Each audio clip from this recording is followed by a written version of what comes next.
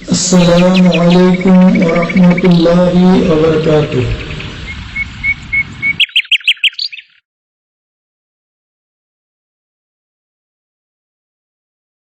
بسم الله الرحمن الرحيم. পরম করুণাময় অসীম দয়ালু আল্লাহর নামে শুরু করছি। ইসলামিক কালচারাল সেন্টার দাম্মাম মহান আল্লাহর অশেষ রহমতে আল কোরআন এবং সহিহ হাদিসের আলোকে সঠিকভাবে ইসলাম ধর্ম শিক্ষা দেওয়ার এক অনন্য প্রতিষ্ঠান।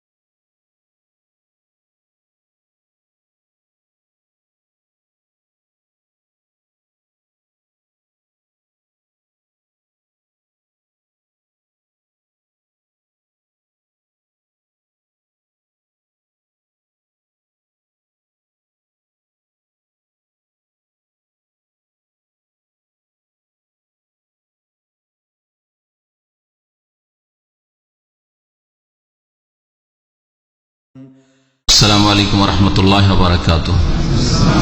بسم الله الرحمن الرحيم. الحمد لله رب العالمين والصلاة والسلام على سيد المرسلين نبينا محمد وعلى آله وصحبه أجمعين ومن تبعهم بإحسان إلى يوم الدين. أما بعد فأعوذ بالله من الشيطان الرجيم. بسم الله الرحمن الرحيم. ألف لام ميم تنزيل الكتاب لا ريب فيه من رب العالمين أم يقولون افتراه بل هو الحق من ربك لتنذر قوما ما أتاهم من نذير من قبلك لعلهم يهتدون. আল্লাহ পাক রব্বুল আলামিন সমস্ত প্রশংসা যে আল্লাহ পাক কোরআন কারীম নাযিল করেছেন, যে কোরআন কারীম আল্লাহর পক্ষ থেকে হওয়াতে কোনো রকমের সন্দেহ নেই, এবং আল্লাহ পাক মানব জাতির হেদায়েতের জন্য এই কোরআন কারীম নাযিল করেছেন। আল্লাহ পাক অসংখ্য মানুষকে তার দ্বারা সম্মানিত করেছেন যারা এই কোরআন কারীমকে গ্রহণ করেছে অন্তর থেকে। পক্ষান্তরে আল্লাহ পাক ওই সব লোকদেরকে লাঞ্ছিত অপদস্থ করেছেন যারা কোরআন কারীমের দাওয়াতকে অস্বীকার করেছে, যারা কোরআন কারীমকে অন্তর থেকে কবুল করেনি, কোরআন কারীমের এই বিধানের বাস্তবায়ন যারা করে না, আল্লাহ পাক তাদেরকে লাঞ্ছিত অপদস্থ করেছেন। আমাদের তাফসীর হবে সূরা সাজদা। এই সূরা সাজদা ছোট্ট সূরা, এবং এই সূরা নবী করিম সাল্লাল্লাহু আলাইহি সাল্লামের মক্কি জীবনে নাযিল হয়েছে। মক্কি জীবনের সূরাগুলির বিষয়বস্তু কাছাকাছি একই রকমের, তাওহীদ, আল্লাহ পাকের একত্ব, এর সাথে সাথে আখিরাত, পরকাল, যে পরকাল সম্পর্কে তারা সন্দিহান ছিল, তাওহীদের ক্ষেত্রে তারা শিরক করত, এগুলো ছিল তাদের বড় বড় রোগ। কোরআনে কারীমকে মুহাম্মদ সাল্লাল্লাহু আলাইহি সাল্লামের রচিত মনে করত, আল্লাহর বাণী বলে বিশ্বাস করত না। এই বিষয়গুলি বিশেষ করে তুলে ধরা হয়েছে। আল্লাহ পাক রব্বুল আলামিন ইরশাদ করেছেন, আলিফ লাম মিম তানজিলুল কিতাবি লা রাইবা ফীহি মির রাব্বিল আলামিন। এই সূরার নাম সূরা সাজদা এজন্য যে এই সূরাতে একটি সিজদায়ে তেলাওয়াত আছে। এই সূরায় সিজদায়ে তেলাওয়াত আছে। সিজদায়ে তেলাওয়াত কোরআনে কারীমে কতটি আছে? 15টি আছে। তবে এই মাসলা ইখতিলাফ আছে। ইখতিলাফ থাকলে হাদিস, সহিহ হাদিস অথবা কোরআন আয়াতে থাকলে কোরআন আয়াতের দিকে ফিরে যেতে হবে। সিজদায়ে তেলাওয়াত কোরআন আয়াত দ্বারা নেই, প্রমাণিত নয়। মানে কোরআনের আয়াতে সিজদায়ে তেলাওয়াত কয়টা, এই বিষয়গুলি নাই। বিষয়গুলি রাসূলুল্লাহ সাল্লাল্লাহু আলাইহি ওয়াসাল্লামের হাদিসে রয়েছে। তো একদল বলছেন 14টি, আর একদল বলেছেন 11টি, হ্যাঁ, আর একদল বলছেন 15টি। সঠিক হচ্ছে কোরআনে কারীমে 15 জায়গায় সিজদা আছে। সিজদায়ে তেলাওয়াত, নামাজের মধ্যে আয়াতগুলি তেলাওয়াত করলে সিজদা করা সুন্নাত, ওয়াজিব নয়। আর নামাজের বাইরেও যদি এই আয়াতগুলি তেলাওয়াত হয় তবুও সিজদা করা সুন্নাত, ওয়াজিব নয়। কেউ যদি সিজদায়ে তেলাওয়াত ছেড়ে দেয় গুনাহগার নয়। সাহাবায়ে কেরামরা এরকম কখনো কখনো সেজদা তেলাওয়াত পড়েছেন আর সেজদা করেননি, যাতে করে লোকেরা বুঝতে পারে যে এটা ওয়াজিব ফরজ নয়, এটা ছেড়ে দিলে গুনাহ হয় না। তো সেজদা তেলাওয়াত 15টি আছে। 14টি যারা বলেছে তারা দুই ভাগে বিভক্ত। তাদের এক দল বলছে যে সূরা সাদে সেজদা নেই, আর সূরা হজে দুটোই আছে।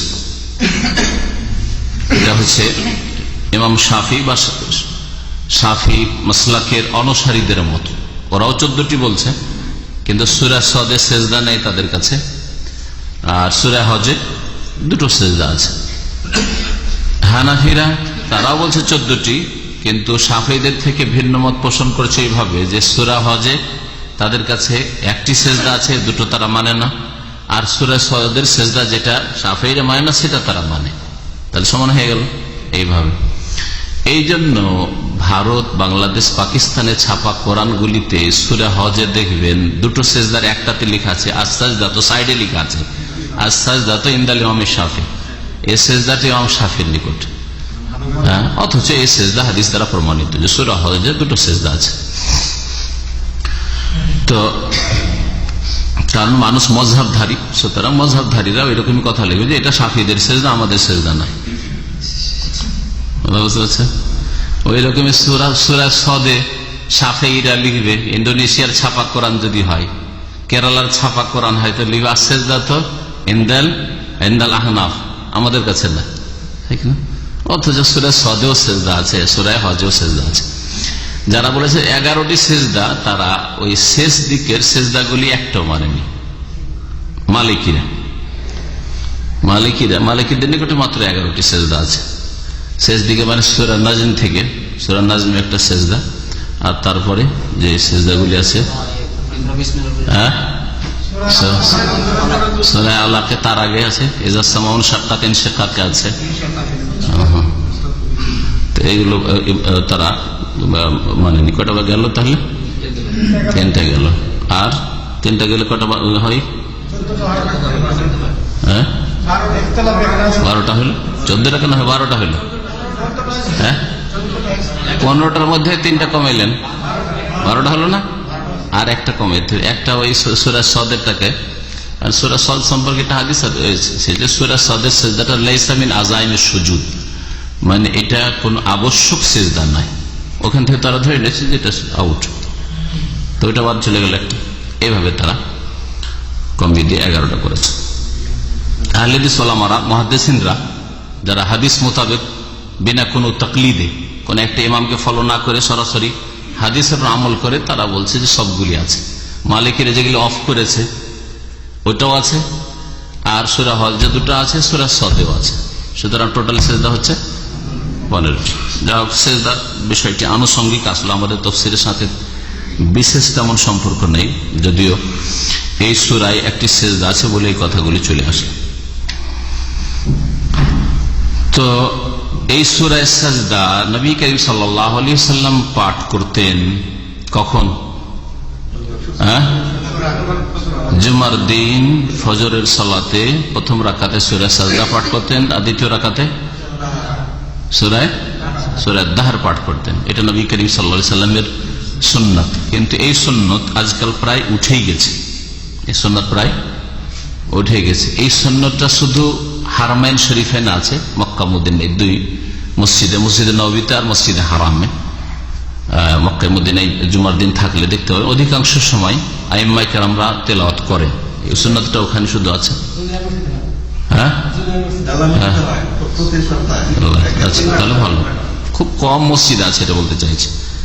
100টা মসজিদের 2-3টা তো নাই, এই জন্য বলছি উঠে গেছে সুন্নত। এই সুন্নতের উপর আমল, এই সুন্নত দেখলাম আহলে হাদিস মসজিদগুলিতে আছে। ভারত, বাংলাদেশ, সেই আহলে হাদিস মসজিদগুলোতে, বড় মসজিদগুলোতে বিশেষ করে এই আমল আছে। আমরা মাদ্রাসা থেকে দেখে এসেছি যে শুক্রবার দিন তেলাওয়াত এগুলো হবে। কিন্তু জানি না আরব দেশগুলিতে এই সুন্নতটা খানিকটা উঠে গেছে। আর হানাফি মহল্লে তো আমল আছে কিনা হানাফি ভাইরা বলতে পারবে। হ্যাঁ, ইকবাল ভাই, আছে আমল? না, নেই বললে চলে। অথচ নবী করিম সাল্লাল্লাহু আলাইহি ওয়াসাল্লাম পড়েছেন। কেন পড়েছেন? এটা রহস্য আছে একটা। সূরা সেজদায় আর সূরা দাহরে কিয়ামতের কথা, আল্লাহ পাকের নিয়ামত আর শাস্তির কথা, সাজার কথা, আর নিয়ামতের কথা, অনুগ্রহের কথা, আর কিয়ামতের কথা, এসব বিষয়গুলি আছে। আর জুমার দিনে কিয়ামত হবে, সুতরাং জুমার দিন ভোরে ভোরে সূর্য ওঠার আগে স্মরণ করিয়ে দেওয়া যে কিয়ামতকে স্মরণ করো। হতে পারে আজকে সূর্যটা পূর্ব দিক থেকে না উঠে পশ্চিমে উঠতে পারে, কথা বুঝতে পারছেন? এই জন্য এই হেকমতে শুক্রবারে সূরা সেজদা এবং দাহার পড়া সুন্নাত। আমল নাই। হ্যাঁ, কারি সাহেব আপনি তো মসজিদের ইমাম, পড়েছেন এক দিন আব্দুল ওয়াহিদের নাদের। আর একটা রোগ এখানে দেখা যাচ্ছে, সেটা হচ্ছে যে এটা আশ্চর্য, নবী সাল্লাল্লাহু আলাইহি ওয়াসাল্লামের সুন্নাত হচ্ছে ফজরের তেলাওয়াত লম্বা হবে এশার তুলনায়। এখানে এশার তেলাওয়াত লম্বা হয়, ফজর শর্ট হয়। দেখেছি, চিন্তা করে, অথচ সুন্নতের খেলাফ করে। হ্যাঁ, মুসল্লিদেরকে আল্লাহ হিদায়াত করে। এই হয়েছে এই ধরনের আজকালকার মুসল্লি। তবে দেখলাম আহলে হাদিস মসজিদে, আমি নামাজ পড়লাম দিল্লিতে, বোম্বাই তো শুধু জুমা পড়েছি, আর বাকি তো হোটেল থেকে মসজিদ অনেক দূরে দূরে সব এলাকাতে। দেখলাম যে না, আহলে হাদিস মসজিদে ফজরের নামাজে এত লম্বা তেলাওয়াত করেছে যে এখানকার মানুষ পেরেশান হয়ে যাবে, কারণ এত লম্বা তেলাওয়াত অভ্যস্ত নাই। দুটো পাশাপাশি আহলে হাদিস মসজিদে নামাজ পড়লাম 2 দিন, 2 ফজর, তো দেখলাম বেশ লম্বা, আর এত কনকনে ঠান্ডা, ঠান্ডাতে আমার পক্ষে দাঁড়িয়ে থাকা মুশকিল হচ্ছে, ঠান্ডা লাগছে। এই জন্য খুব ঠান্ডা তো আসলে এতে দিল্লিতে এই সময়। তো ওই ঠান্ডাতে ওরা লম্বা টাইম ধরে এই তেলাওয়াত ফজরের করে। সুন্নতের উপর আমল খাইটা আহলে হাদিসরা করার চেষ্টা করে।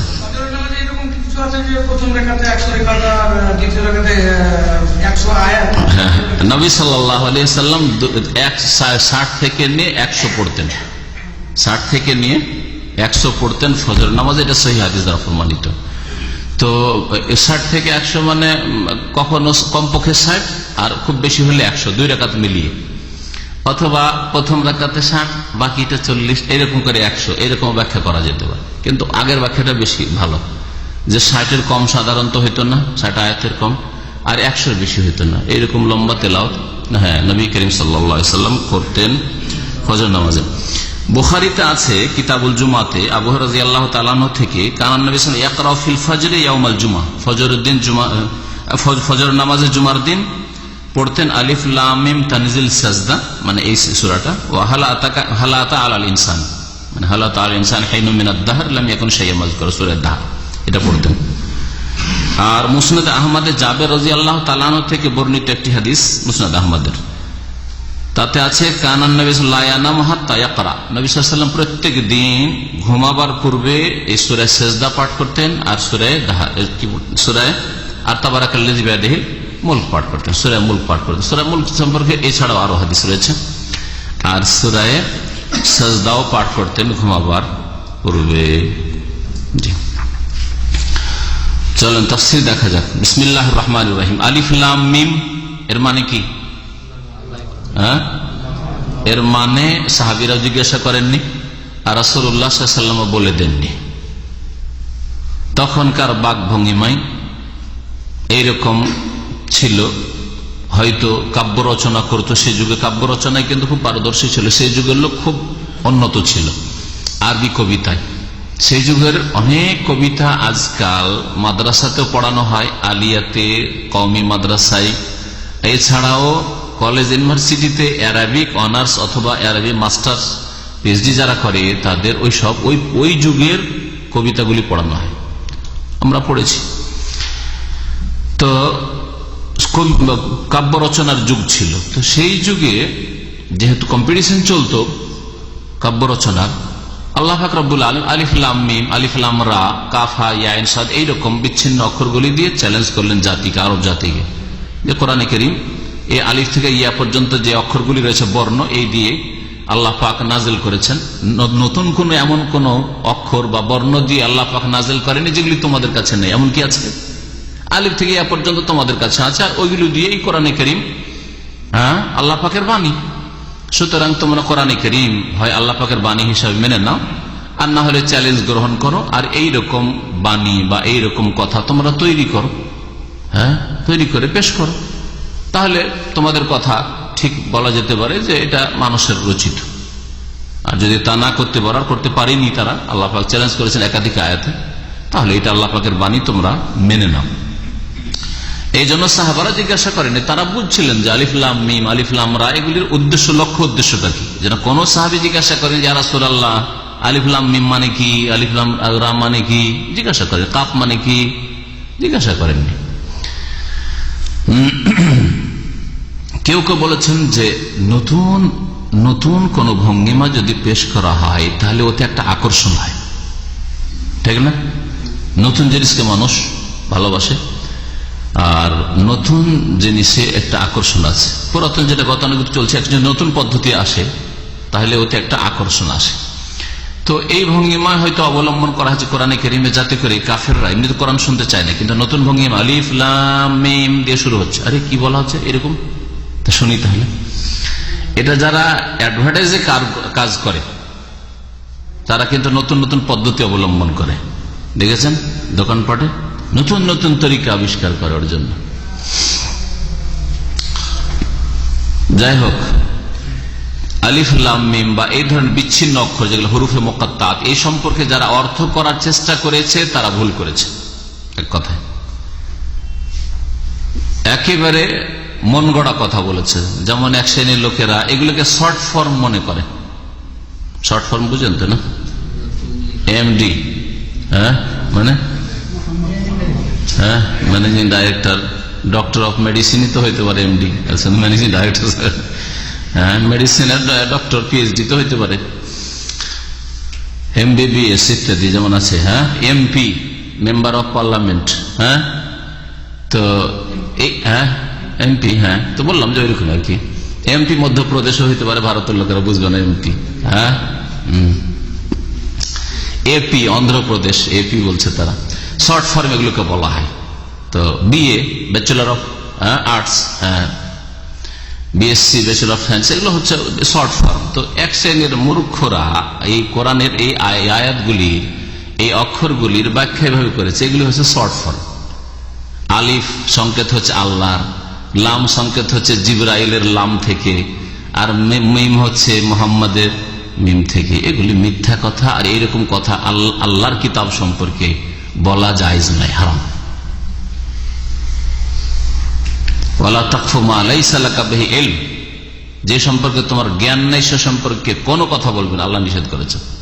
দিনের ক্ষেত্রে, ধর্মের ক্ষেত্রে যেমন ফতোয়া দেওয়া না জেনে হারাম, তেমনি আলিফ লাম মিমের ব্যাখ্যা করতে শুরু করা না জেনে, হ্যাঁ কল্পিত কথাবার্তা বলা, এটা হইতে পারে, এটাও হইতে পারে, মেবি এটাও হইতে পারে, এইটাও সম্ভাবনা আছে, এরকম বলা হারাম আসলে। সুতরাং এরকম কথা যারা বলেছে তাফসীর করতে গিয়ে তারা গোমরাহির শিকার হয়েছে। চলেন, তানজিলুল কিতাব মানে হাযা তানজিলুল কিতাব, এই হচ্ছে এমন এক কিতাব যা নাজিল কৃত। তানজিল মুনাজ্জালের অর্থ রয়েছে।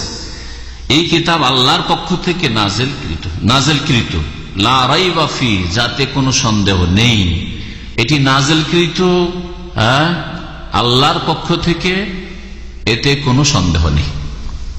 নাজিলকৃত যখন মানে আল্লাহর পক্ষ থেকে এসছে, তাহলে মুহাম্মদ সাল্লাল্লাহু আলাইহি ওয়াসাল্লামের রচিত নয়, বা মুহাম্মদ সাল্লাল্লাহু আলাইহি ওয়াসাল্লামকে কেউ সহযোগিতা করেছে, যেমন তারা বলেছে যে ওয়ানা আলী কওমুন আখারুন, কোন মানুষ আছে তার সহযোগী, তারা সাহায্য করেছে, অথবা জিন শয়তান সাহায্য করে, এইসব কল্পিত কথাবার্তা আরো মুশরিকরা বলেছে, এসব তাদের মিথ্যা কথা। লা রাইবা ফি, এতে কোনো সন্দেহ নেই। মির রাব্বিল আলামিন, মির রাব্বিল আলামিন সম্পর্ক হচ্ছে তানজিলুল কিতাবের সাথে।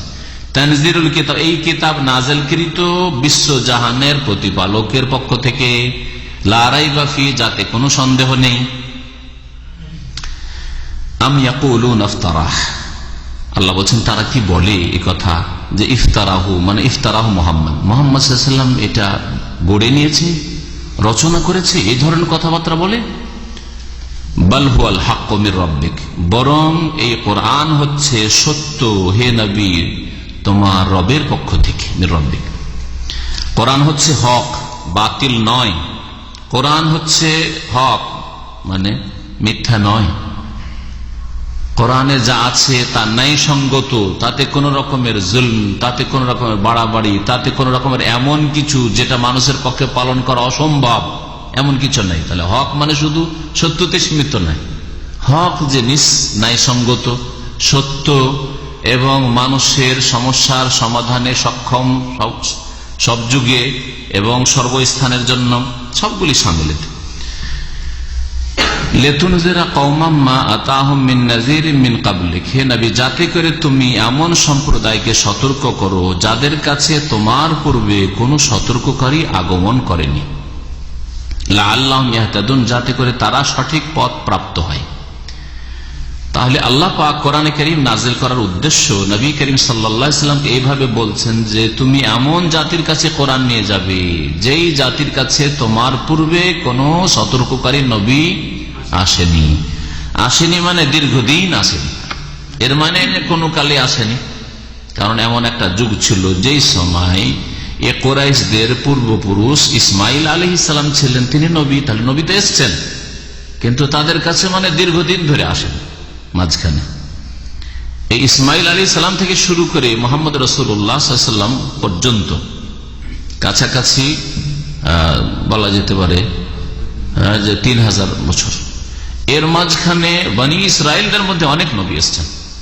বনি ইসরায়েল মানে হচ্ছে ইব্রাহিম আলাইহিস সালামের দুই ছেলে, এক ছেলে হচ্ছে ইসহাক আর এক ছেলে হচ্ছে ইসমাইল। তো ইসমাইল আলাইহিস সালাম বসবাস শুরু করলেন মক্কায়। ইসমাইল আলাইহিস সালাম থেকে শুরু করে মুহাম্মদ রাসূলুল্লাহ সাল্লাল্লাহু আলাইহি ওয়াসাল্লাম পর্যন্ত কোন নবী রাসূল আসেনি, ঠিক না? পক্ষান্তরে দ্বিতীয় ছেলে যে ইব্রাহিম আলাইহিস সালামের ইসহাক, এই ইসহাক আলাইহিস সালাম মের বংশে প্রজন্মে অনেক নবী রাসূল এসেছেন। এই সমস্ত নবীদেরকে আম্বিয়া বনি ইসরাইল, বনি ইসরাইলদের নবী রাসূল বলা হয়। কারণ বনি ইসরাইল মানে ইসরাইলের সন্তান। ইসরাইল কার নাম ছিল? ইসহাকের ছেলে ইয়াকুব। আল্লাহ পাক যখন সুসংবাদ দিলেন ইব্রাহিম আলাইহিস সালামকে, তোমার ঘরে যখন দোয়া করলেন ইব্রাহিম আলাইহিস সালাম, সারার পেট থেকে আল্লাহ দাও, যেমন হাজারের পেট থেকে হইল ইসমাইল, তো সারার পেট থেকে আল্লাহ আমাকে সন্তান দাও। আল্লাহ পাক আল্লাহ বলছেন যে ফাবাশশির বিগুলামিন হালিম, বিগুলামিন আলিম। ইসহাকের ক্ষেত্রে আলিম, জ্ঞানী বালকের আমি সুসংবাদ দিলাম। আর ইসমাইল আলাইহিস সালামের ক্ষেত্রে যখন সুসংবাদ দিয়েছে বিগুলামিন হালিম বলা হয়েছে, ধৈর্যশীল বালকের সুসংবাদ দিলাম। তো আল্লাহ পাক এই ঘরে সারার ঘরে ও ছেলে দিলেন ইসহাক, আর তার সাথে অগ্রিম সুসংবাদ আল্লাহ দিয়ে দিলেন। এখন ইসহাকের জন্ম হইতে যাচ্ছে আর আল্লাহ সুসংবাদ দিচ্ছেন অমিন ওয়ারাই ইসহাক ইয়াকুব, আর ইসহাকের পরে তোমাকে ইয়াকুবও দিলাম, তোমার নাতি। কোন কোন অঞ্চলে পোতা বলে, কিন্তু আপনার অধিকাংশ বুঝেন না, আমরা বুঝি, কারণ আমাদের অঞ্চলে নাতি পোতায় পার্থক্য করা হয়। হ্যাঁ, ছেলের ছেলে হচ্ছে পোতা আর মেয়ের ছেলে হচ্ছে নাতি। তো আল্লাহ বলছেন যে ইসহাকের পরে ইয়াকুবও দিয়ে দিলাম, এখনই ঘোষণা করে দিলাম, তোমাকে জানিয়ে দিলাম। তো ইয়াকুবের অপর নাম ছিল কি? ইসরাইল। আল্লাহ বলছেন কুল্লু তামি কানা হিল্লাল লিবানি ইসরাইল, প্রত্যেক খাবার আল্লাহ পাক গরু, উট, ছাগল, দুম্বা, ভেড়া এগুলি সব হালাল ছিল বনি ইসরাইলদের জন্য। ইল্লা মা হারামা ইসরাইল আলা নাফসি, তবে ইসরাইল আলাইহিস সালাম যা নিজেই হারাম করে নিয়েছিলেন, যেটা খাবো না, তার কোন এক অসুখ ছিল যার ফলে তিনি নিজের জন্য হারাম করে নিয়েছিলেন। উটকে হারাম করে নিয়েছিলেন, উটের গোস্ত খেলে ওই রোগে ক্ষতি হয়, হারাম করে নিয়েছিলেন। ইল্লা মা হারামা ইসরাইল, ইসরাইল হারাম করেছিলেন। কে সেটা? ইয়াকুব আলাইহিস সালাম। জি, আজকাল ইসরাইল নাম থেকে মুসলমানদের একটা অ্যালার্জি হয়েছে, বিশেষ করে আরবরা। কারণ ইসরাইল যে ইয়াকুবের নাম অনেকে জানে না, নামটা তো ঠিক নবীর নাম, তাই না? কিন্তু বর্তমান যুগে যেহেতু ইসরাইল বা ইসরাইল, আরবিতে ইসরাইল, ওটাকে ইংলিশে ইসরাইল বলছে, বাংলায় ওই ইংলিশ থেকে নেওয়ার জন্য ইসরাইল বলছে, আসলে শব্দটা ইসরাইল। তো ইসরাইল একটা দেশ, জালেম দেশ, মুসলিম ভূখণ্ডে জবরদস্তি এখানে ইসরাইল বলে একটি দেশকে জন্মে দেওয়া কুফরি শক্তিগুলির, এটা যেহেতু জুলম অত্যাচার মুসলিমদের ওপর, আর মুসলিমদের একবারে কলবে, হার্টে আক্রমণ। ফিলিস্তিন, প্যালেস্টাইন এমন একটা এলাকা যেটা মুসলিমদের হার্ট বলা যেতে পারে, মুসলিমদের কলব। এখানে করে জালেম শক্তিগুলি, কুফরি শক্তি এখানে বসিয়েছে, নিয়েছে ইহুদিদেরকে। ইসরাইল আলাইহিস সালাম অর্থাৎ ইয়াকুব আলাইহিস সালামের সাথে আজকালকার জালেম ইহুদিদের কোনো সম্পর্ক নেই, কিন্তু নামটা তারা ব্যবহার করেছে। জি, কি বলছিলাম যে বনি ইসরায়েলদের মধ্যে অনেক নবী রসুলগণ এসেছেন, মুসা, ঈসা, জাকারিয়া, ইয়াহিয়া, ইউসুফ আর আল্লাহ পাক রব্বুল আলামিন বলছেন যে তুমি এমন জাতিকে সতর্ক করবে যেই জাতির কাছে তোমার পূর্বে কোনো সতর্ককারী আসেনি। তো আল্লাহ পাক যে কোরআনে কারীমে বলেছেন যে ওমা কুন্না মুআযযিবিন হাত্তা নাবাসা রাসূলা, আমি কোন জাতিকে আযাব শাস্তি দেব না যতক্ষণ রসুল না পাঠাবো।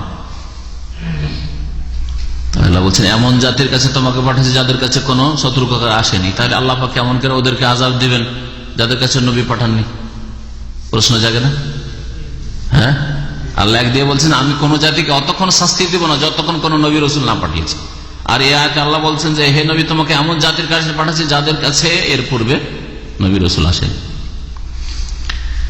কোরআনে কারীমে যে আল্লাহ বলেছেন যে আমি এমন কোন জাতিকে আযাব দেব না যাদের কাছে নবী রসুল পাঠেন, এর মানে এই নয় যে প্রত্যেক যুগে যুগে নবী থাকবে, মানে নবী যেতে আর এক নবী চলে আসবে না। নবীর তালিমাত, নবীর শিক্ষা, নবীর আদর্শ যাতে তাদের কাছে থাকে, এটা হচ্ছে এর উদ্দেশ্য।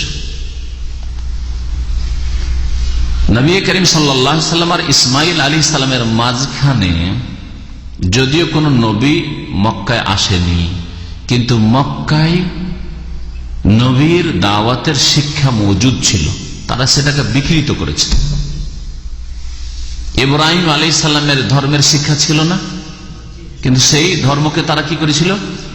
বিকৃত করেছিল।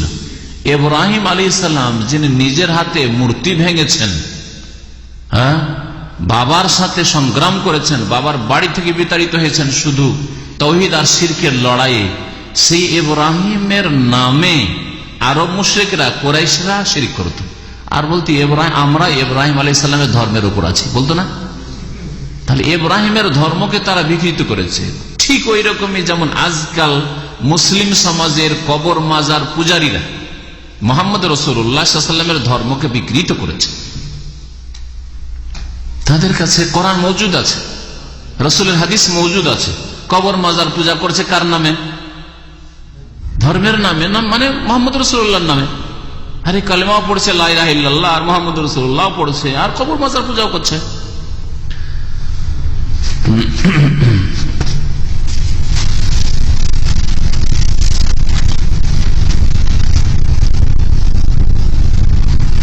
তাহলে আরো মুশরিকরা যারা কুফরি শিরকের অবস্থায় মারা গেছে তাদেরকে আল্লাহ পাকের আযাব দেওয়া ইনসাফের, সুবিচারের, ন্যায় নীতির পরিপন্থী নয়। কারণ তাদের কাছে ইব্রাহিম আলাইহিস সালামের দাওয়াত মওজুদ ছিল, কিন্তু তারা তাকে বিকৃত করেছে। যেমন আজকাল মুসলিম উম্মতের যারা কবর মাজার পূজা শিরক কুফরি করছে,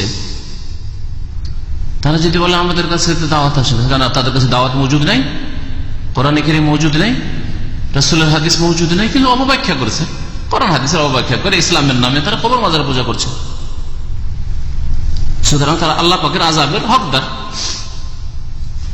আল্লাহ পাক তারপরে ইরশাদ করেছেন আসমান জমিনের সৃষ্টি সম্পর্কে, আল্লাহুল্লাযী খালাকাস সামাওয়াতি ওয়াল আরদ, আল্লাহ সেই সত্তা যিনি আকাশসমূহকে আর জমিনকে, পৃথিবীকে সৃষ্টি করেছেন, ওমা বাইনাহুমা, আর যা কিছু এই দুইয়ের মাঝে রয়েছে সবকিছুকে সৃষ্টি করেছেন, ফি সিত্তাতি আইয়াম, 6 দিনে। 6 দিনে। কোন দিন আল্লাহ সৃষ্টি শুরু করেছেন? রবিবারে, শেষ শুক্রবারে। বেয়াদব ইহুদিরা বলছে যে শনিবারে আল্লাহ রেস্ট করেছেন। ইহুদিরা আল্লাহ সম্পর্কেও বেয়াদবি করেছে, যে বলছে যে আল্লাহ পাক শনিবার দিন বিশ্রাম করেছেন, ক্লান্ত হয়ে 6 দিনে আল্লাহ সৃষ্টি করেছেন। যেমন মানুষের আরাম বিশ্রামের প্রয়োজন পড়ে।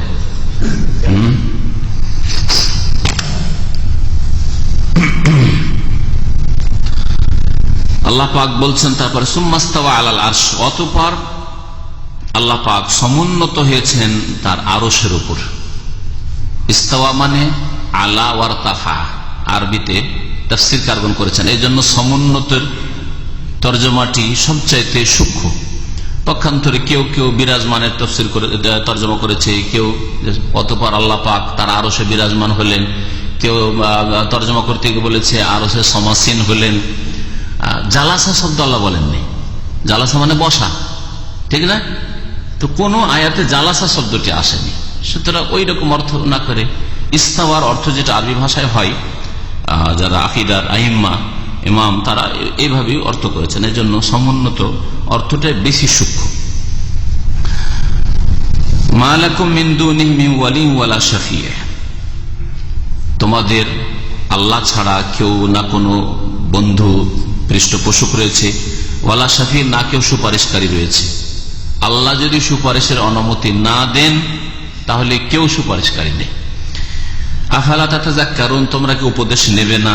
এই আয়াত দ্বারা স্পষ্ট হয় যে আল্লাহ পাক রব্বুল আলামিন আরশের উপর সমুন্নত। আল্লাহ কোথায় তাহলে? আর আরশ কোথায়? আল্লাহ পাকের সৃষ্টির মাঝেই না সৃষ্টির ঊর্ধ্বে?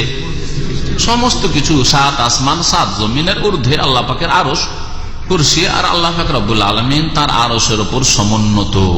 সুতরাং আল্লাহ কোথায় এই প্রশ্ন করাও শরীয়ত সম্মত জায়েজ, সহিহ বুখারী হাদিস রয়েছে। আর আল্লাহর দিকে ইশারা করে আল্লাহ আসমানে আছেন, আসমানের উপরে আছেন, উপর দিকে আছেন, সৃষ্টিকুলের ঊর্ধ্বে আছেন, এগুলি সব কথা শরীয়ত সম্মত। এটা হচ্ছে সহিহ আকীদা।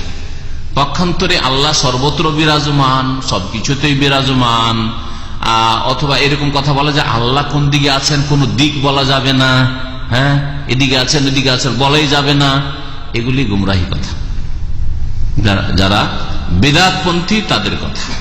আল্লাহ মুমিনের কলবে কলবে, যেমন কোন এককালে ফরিদ যখন নতুন এসেছিল বলেছিল, প্রথম দিন জিজ্ঞাসা করেছি, নতুন এই ফরিদ সামনে আছে, মনে আছে না প্রশ্ন জিজ্ঞাসা করেছিলাম, তাই পট করে উঠে গেল, উঠে গিয়ে ওই প্রথম সেন্টার বলছে কলুবুল মুমিন আরশুর রহমান, আরবিতে আবার জবাব দিয়েছে কলুবুল মুমিন আরশুর রহমান, মুমিনের কলব হচ্ছে আল্লাহর আরশ, এইখানে কলবে কলবে। তাহলে আমার সামনে যতগুলি লোক আছেন এতগুলি আল্লাহ হয়ে যায়, যতগুলি কলব তত আল্লাহ। হ্যাঁ এটি তো হিন্দু মতবাদ, হ্যাঁ তাদের উপাস্য, তাদের দেব দেবী আর অভাব নেই, তাদের 33 কোটি দেবতা।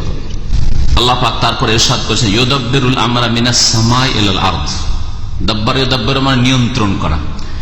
আল্লাহ পাক কাজের নিয়ন্ত্রণ করেন বা পরিচালনা করেন আকাশ থেকে এই জমিন পর্যন্ত।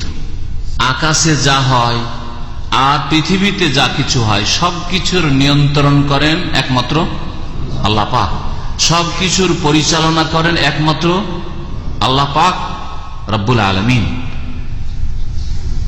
সুতরাং এই আকীদা সুফিদের, আর এই সুফিবাদ পীরতন্ত্রর এই আকীদা যাদের মধ্যে রয়েছে তাদের মধ্যে গুমরাহি রয়েছে, যে তাদের ওলি আউলিয়ারা পৃথিবীতে নিয়ন্ত্রণ করেন। গৌস, কুতুব, আবদাল, বড় বড় ওলি আউলিয়া পৃথিবীতে আছেন, যারা পৃথিবীকে ধারণ করে আছেন, ধরে আছেন। হ্যাঁ কোন বালা মুসিবত আসলে আবদালরা কুতুবকে ধরে, কুতুব তখন গৌসকে ধরে। আর গৌসুল আজম হচ্ছে আব্দুল কাদের জিলানী, বড় গৌস। হ্যাঁ ওটা হচ্ছে সারা দুনিয়ার গৌস। আর আবার এক এক দেশের গৌস আছে। বাংলাদেশ থেকে একটা পত্রিকা এসছে যে বাংলার গৌস, কাকে বলেছে না, বাংলার কুতুব তো মেলা আছে, কিন্তু গৌস তো সবচেয়ে বড়, কুতুব চেয়ে বড় আবার। তো বাংলার গৌস বলেছে কে? হ্যাঁ ভান্ডারী না, মাইজ ভান্ডারী। এই জি জি যাই হোক, পূর্বাঞ্চলের গোস, ঠিক বলেছেন। পত্রিকাটা আমার বাসাতে আছে, কোন ভাইয়ের মাধ্যমে এসছে, দেখলাম সেদিন যে এটা হচ্ছে বাংলা বা পূর্বাঞ্চলের গোস। আর সারা দুনিয়ার গোস হচ্ছে বড় পীর আব্দুল কাদের গৌসুল আজম, সেই জন্য মহান উদ্ধারকারী। তাদের কাছে আল্লাহ নয়, তাদের কাছে জিলানী। আরে আবু হানিফাকে এই হকটা দিতে, যারা হানাফি মজহাবের উপর আছো, তো আবু হানিফাকে গৌসুল আজম বলতে, তাও তো একটু ভালো লাগতো, তাই না? যার মজহাবে আছো সেই গৌসুল আজম। এদিকে মজহাব তো আবু হানিফার, আর গৌসুল আজম হচ্ছে আব্দুল কাদের জিলানী, যিনি হাম্বলি, নিজের মজহাবেরও লোক না। আশ্চর্য কথা, আশ্চর্য কথা। হ্যাঁ সত্যি, আব্দুল কাদের জিলানী হাম্বলি মাসলাকের লোক ছিলেন। আব্দুল কাদের জিলানী চাইতে অনেক শ্রেষ্ঠ আবু হানিফা, শাফি, মালিক, আহমদ। গৌসি যদি হইতে হয় তো হয় ইমাম আবু হানিফা বলতেন, নয় শাফিকে বলতেন, নয় মালিককে বলতেন, না আহমদকে বলতেন, না ইমাম বুখারী কি বলতেন, যে মুহাদ্দিসিনদের সবচেয়ে বড় মুহাদ্দিস ইমাম বুখারী, আর তার কিতাবও সবচেয়ে বড়, কোরআনের পরে স্থান। সুতরাং গৌসুল আজম ইমাম বুখারী। তাও বলা যেত যে ঠিক আছে, কিছু যুক্তি টুক্তি আছে, যদিও সেটাও ভুল। একমাত্র গৌসুল আজম আল্লাহ পাক রব্বুল আলামিন, মহান উদ্ধারকারী রব্বুল আলামিন। শিরকি আকীদা যে কোনো মানুষকে এমনকি নবী রসুলকে বলবে যে গোস উদ্ধারকারী রব্বুল আলামিন আল্লাহ একমাত্র।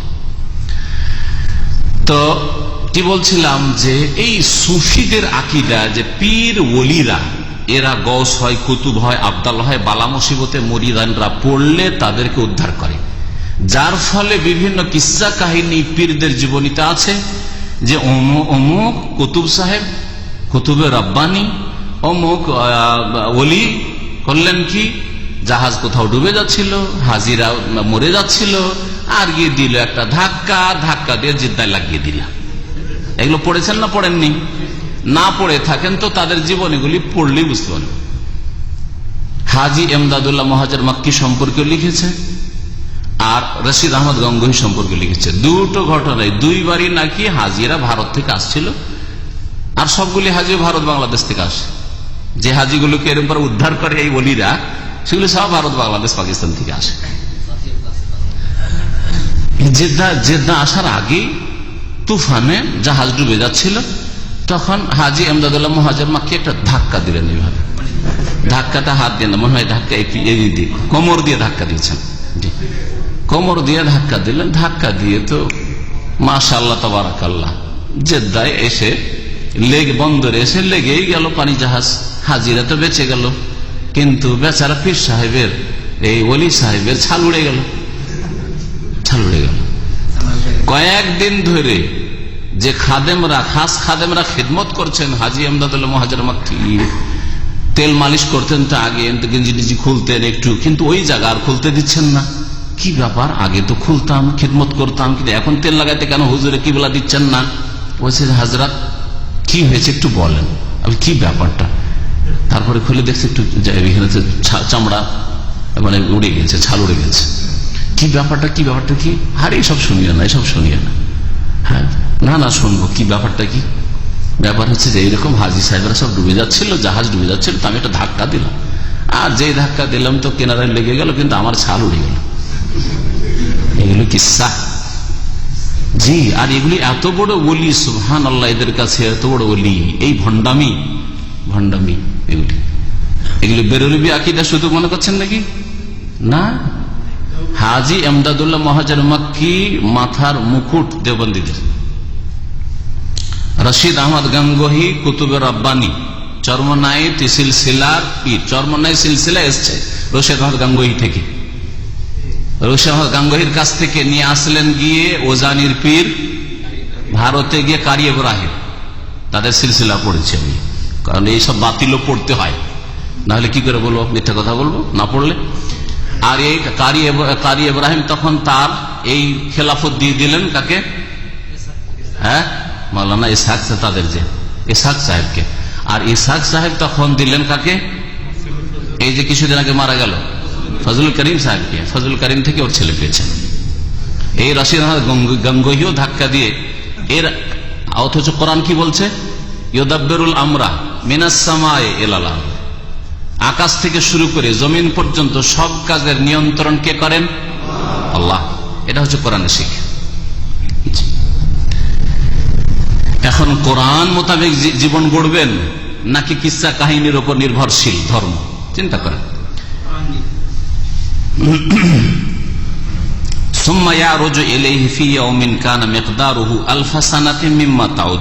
অতঃপর আরাজে আরজ মানে চড়া, আরোহণ করা, উন্নীত হওয়া। অতঃপর তার কাছে, আল্লাহর কাছে এটা আসে, পৌঁছে, অথবা উঠানো হয় ফি ইয়াউমিন, এমন একদিনে। কোনটা? এই আল্লাহ পাকের কাজ কর্ম, যে কাজ, যে নিয়ন্ত্রণ হচ্ছে কাজ সময়, ইয়ারজো, ওই যে আল আমরা, এই কাজের নিয়ন্ত্রণ, কাজ যা কিছু হচ্ছে এটা আল্লাহর কাছে পৌঁছে ফি ইয়াউমিন, এমন একদিনে, যেই দিনের পরিমাণ কানা মিকদারুহু আলফা সানা, 1000 বছরের সমান, মিম্মা তাউদ্দুন, তোমাদের গণনায়। এই আয়াতের তাফসীর কি? এই আয়াতের তাফসীর হচ্ছে যে ফেরেশতারা আল্লাহর পক্ষ থেকে দুনিয়ার যে সব হুকুম আহকাম আল্লাহ পাকের হয় সৃষ্টিগত, এখানে এই করো, সেই করো, এই করার হুকুম সবকিছু যে করেন, আসমান থেকে নিয়ে জমিন পর্যন্ত পৌঁছেন, 7 আসমান থেকে, এই যে কাজটা হয় এটা ফেরেশতারা দ্রুত করেন, কিন্তু এইটা যদি তোমাদের গণনাতে রাখা হইতো তো তাতে 1000 বছর লাগে, 1000 বছর লাগে। এটাকে তাবেইনরা এভাবে বুঝাতে চেয়েছেন যে একটা আকাশ হচ্ছে 500 বছর রাস্তা, এক আকাশ থেকে আর এক আকাশ 500 বছর রাস্তা, তার মানুষের গণনা হিসাবে।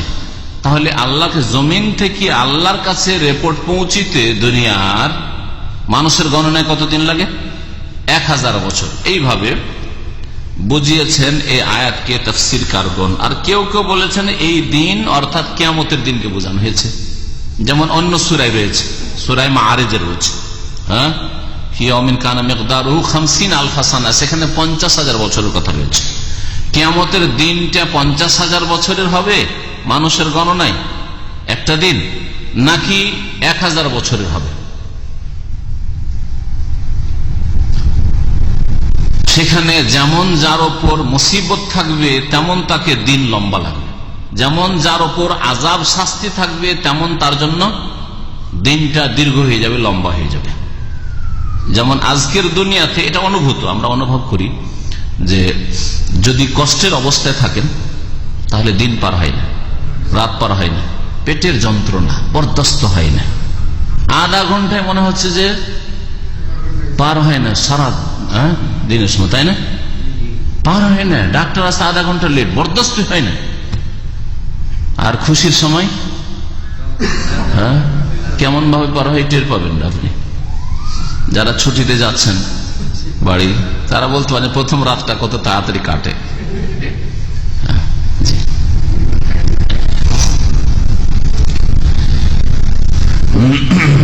যালিকা আলিমুল গায়বি ওয়াশ শাহাদাতিল আজিজুর রহিম, সেই আল্লাহ, যালিকা সেই আল্লাহ আলিমুল গায়ব, অদৃশ্য সম্পর্কে জ্ঞানী, ওয়াশ শাহাদা আর দৃশ্য সম্পর্কে জ্ঞানী।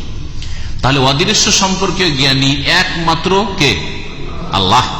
আলিমুল গায়ব বেরেলভী আকীদা, হ্যাঁ, শিয়াদের আকীদা, শিয়াদের কাছে তাদের আইম্মায়ে মাসুম, তাদের যে 12 ইমাম, ওরা আলিমুল গায়ব সবকিছু জানে, হ্যাঁ। আর বেরেলভীদের কাছে তাদের ওলি আউলিয়া পীর মুর্শিদ, এরাও আলিমুল গায়ব, আর নবী আলিমুল গায়ব তাদের কাছে, নবী তাদের কাছে আলিমুল গায়ব। অথচ আল্লাহ কোরআনে কেন বলছেন আলিমুল গায়ব একমাত্র আল্লাহ। আল আজিজুর রাহিম, যিনি সর্বজয়ী বা মহাপরাক্রান্ত, তাকে কেউ পরাজিত করতে পারেন না। আর রাহিম, যিনি বড় দয়ালু। আল্লাযী আহসানা কুল্লা শাইইন খালাকা, যে আল্লাহ পাক রব্বুল প্রত্যেক বস্তুকে সুন্দরভাবে সৃষ্টি করেছেন। ওয়া বাদা খালকাল ইনসান মিন তিন, এবং আল্লাহ পাক মানুষের সৃষ্টির সূচনা করেছেন মিন তিন, মাটি কাদা থেকে। তিন এমন মাটিকে বলা হয় যেটা কাদা, জি, পানি মিশানো মাটি, ওর নাম হচ্ছে তিন, কথায় কাদা আমরা যেটাকে বলি। আর তোরাব হচ্ছে শুকনো মাটি। আল্লাহ পাক রব্বুল কখনো কখনো বলেছেন যে আমি মানুষকে তোরাব দিয়ে সৃষ্টি করেছি, হ্যাঁ। কোন জায়গায় আল্লাহ বলেছেন যে পচা সড়া দুর্গন্ধযুক্ত মাটি দিয়ে, হ্যাঁ। কোন জায়গায় আল্লাহ বলেছেন যে ঠিকরা সলসল, যেটা শুকিয়ে গেছে, কাদা দিয়ে কিছু তৈরি করার পরে যে মাটির বাসনপত্র তৈরি করে না, আর শুকিয়ে যায়, ওই অবস্থার কথা আল্লাহ পাক তুলে ধরেছেন। তো এগুলির সমন্বয় কি? বিভিন্ন আয়াতে কিন্তু এইভাবে রয়েছে। এগুলো সমন্বয় হচ্ছে যে আদম আলাইহিস সালামের সৃষ্টির বিভিন্ন স্তরগুলিকে বিভিন্ন আয়াতে ব্যক্ত করা হয়েছে। প্রথম যখন মাটিটা নেওয়া হয়েছে, এখনো পানি মিশানো হয়নি, তখনকার কথা আল্লাহ বলছে খালাকাহু মিন তুরাব, ইন্না মাসালা ঈসা ইনদাল্লাহি কামাসালি আদম খালাকাহু মিন তুরাব, আল্লাহ ওখানে বলেছে। যখন মাটি মিশানো হলো, মাটিতে পানি মিশানো হলো, দিয়ে কাদা তৈরি করলো, ওই কাদার কথা, কিন্তু এখনো দুর্গন্ধ আসেনি।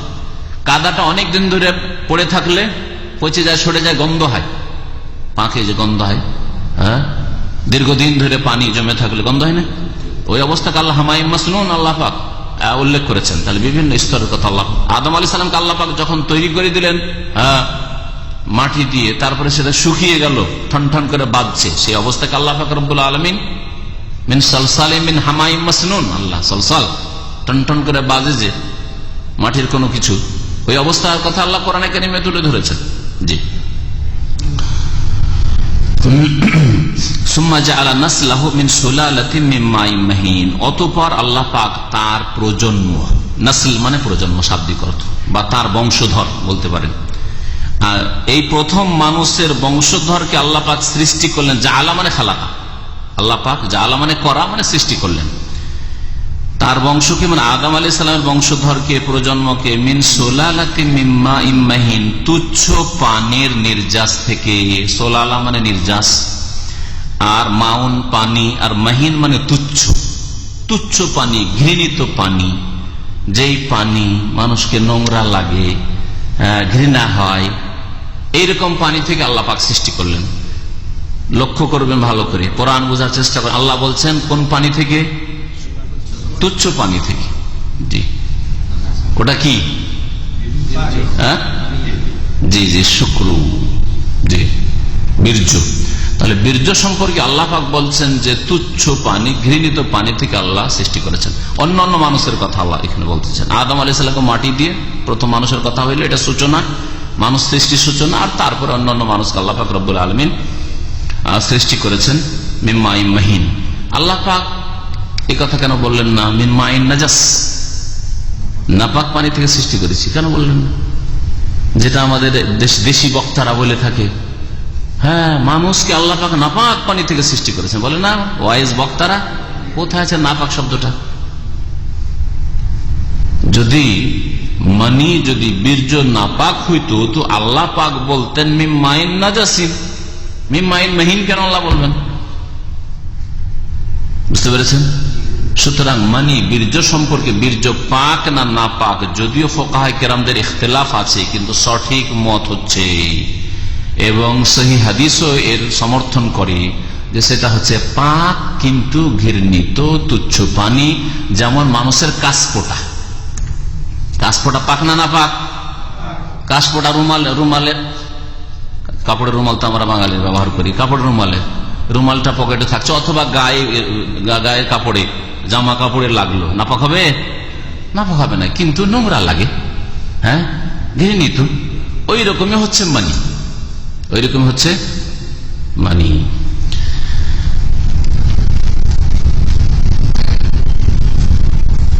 আল্লাহ পাক রব্বুল আলামিন তারপরে সুম্মা সাওয়াহু, অতঃপর আল্লাহ পাক রব্বুল মানুষকে সুন্দর গঠন দিলেন।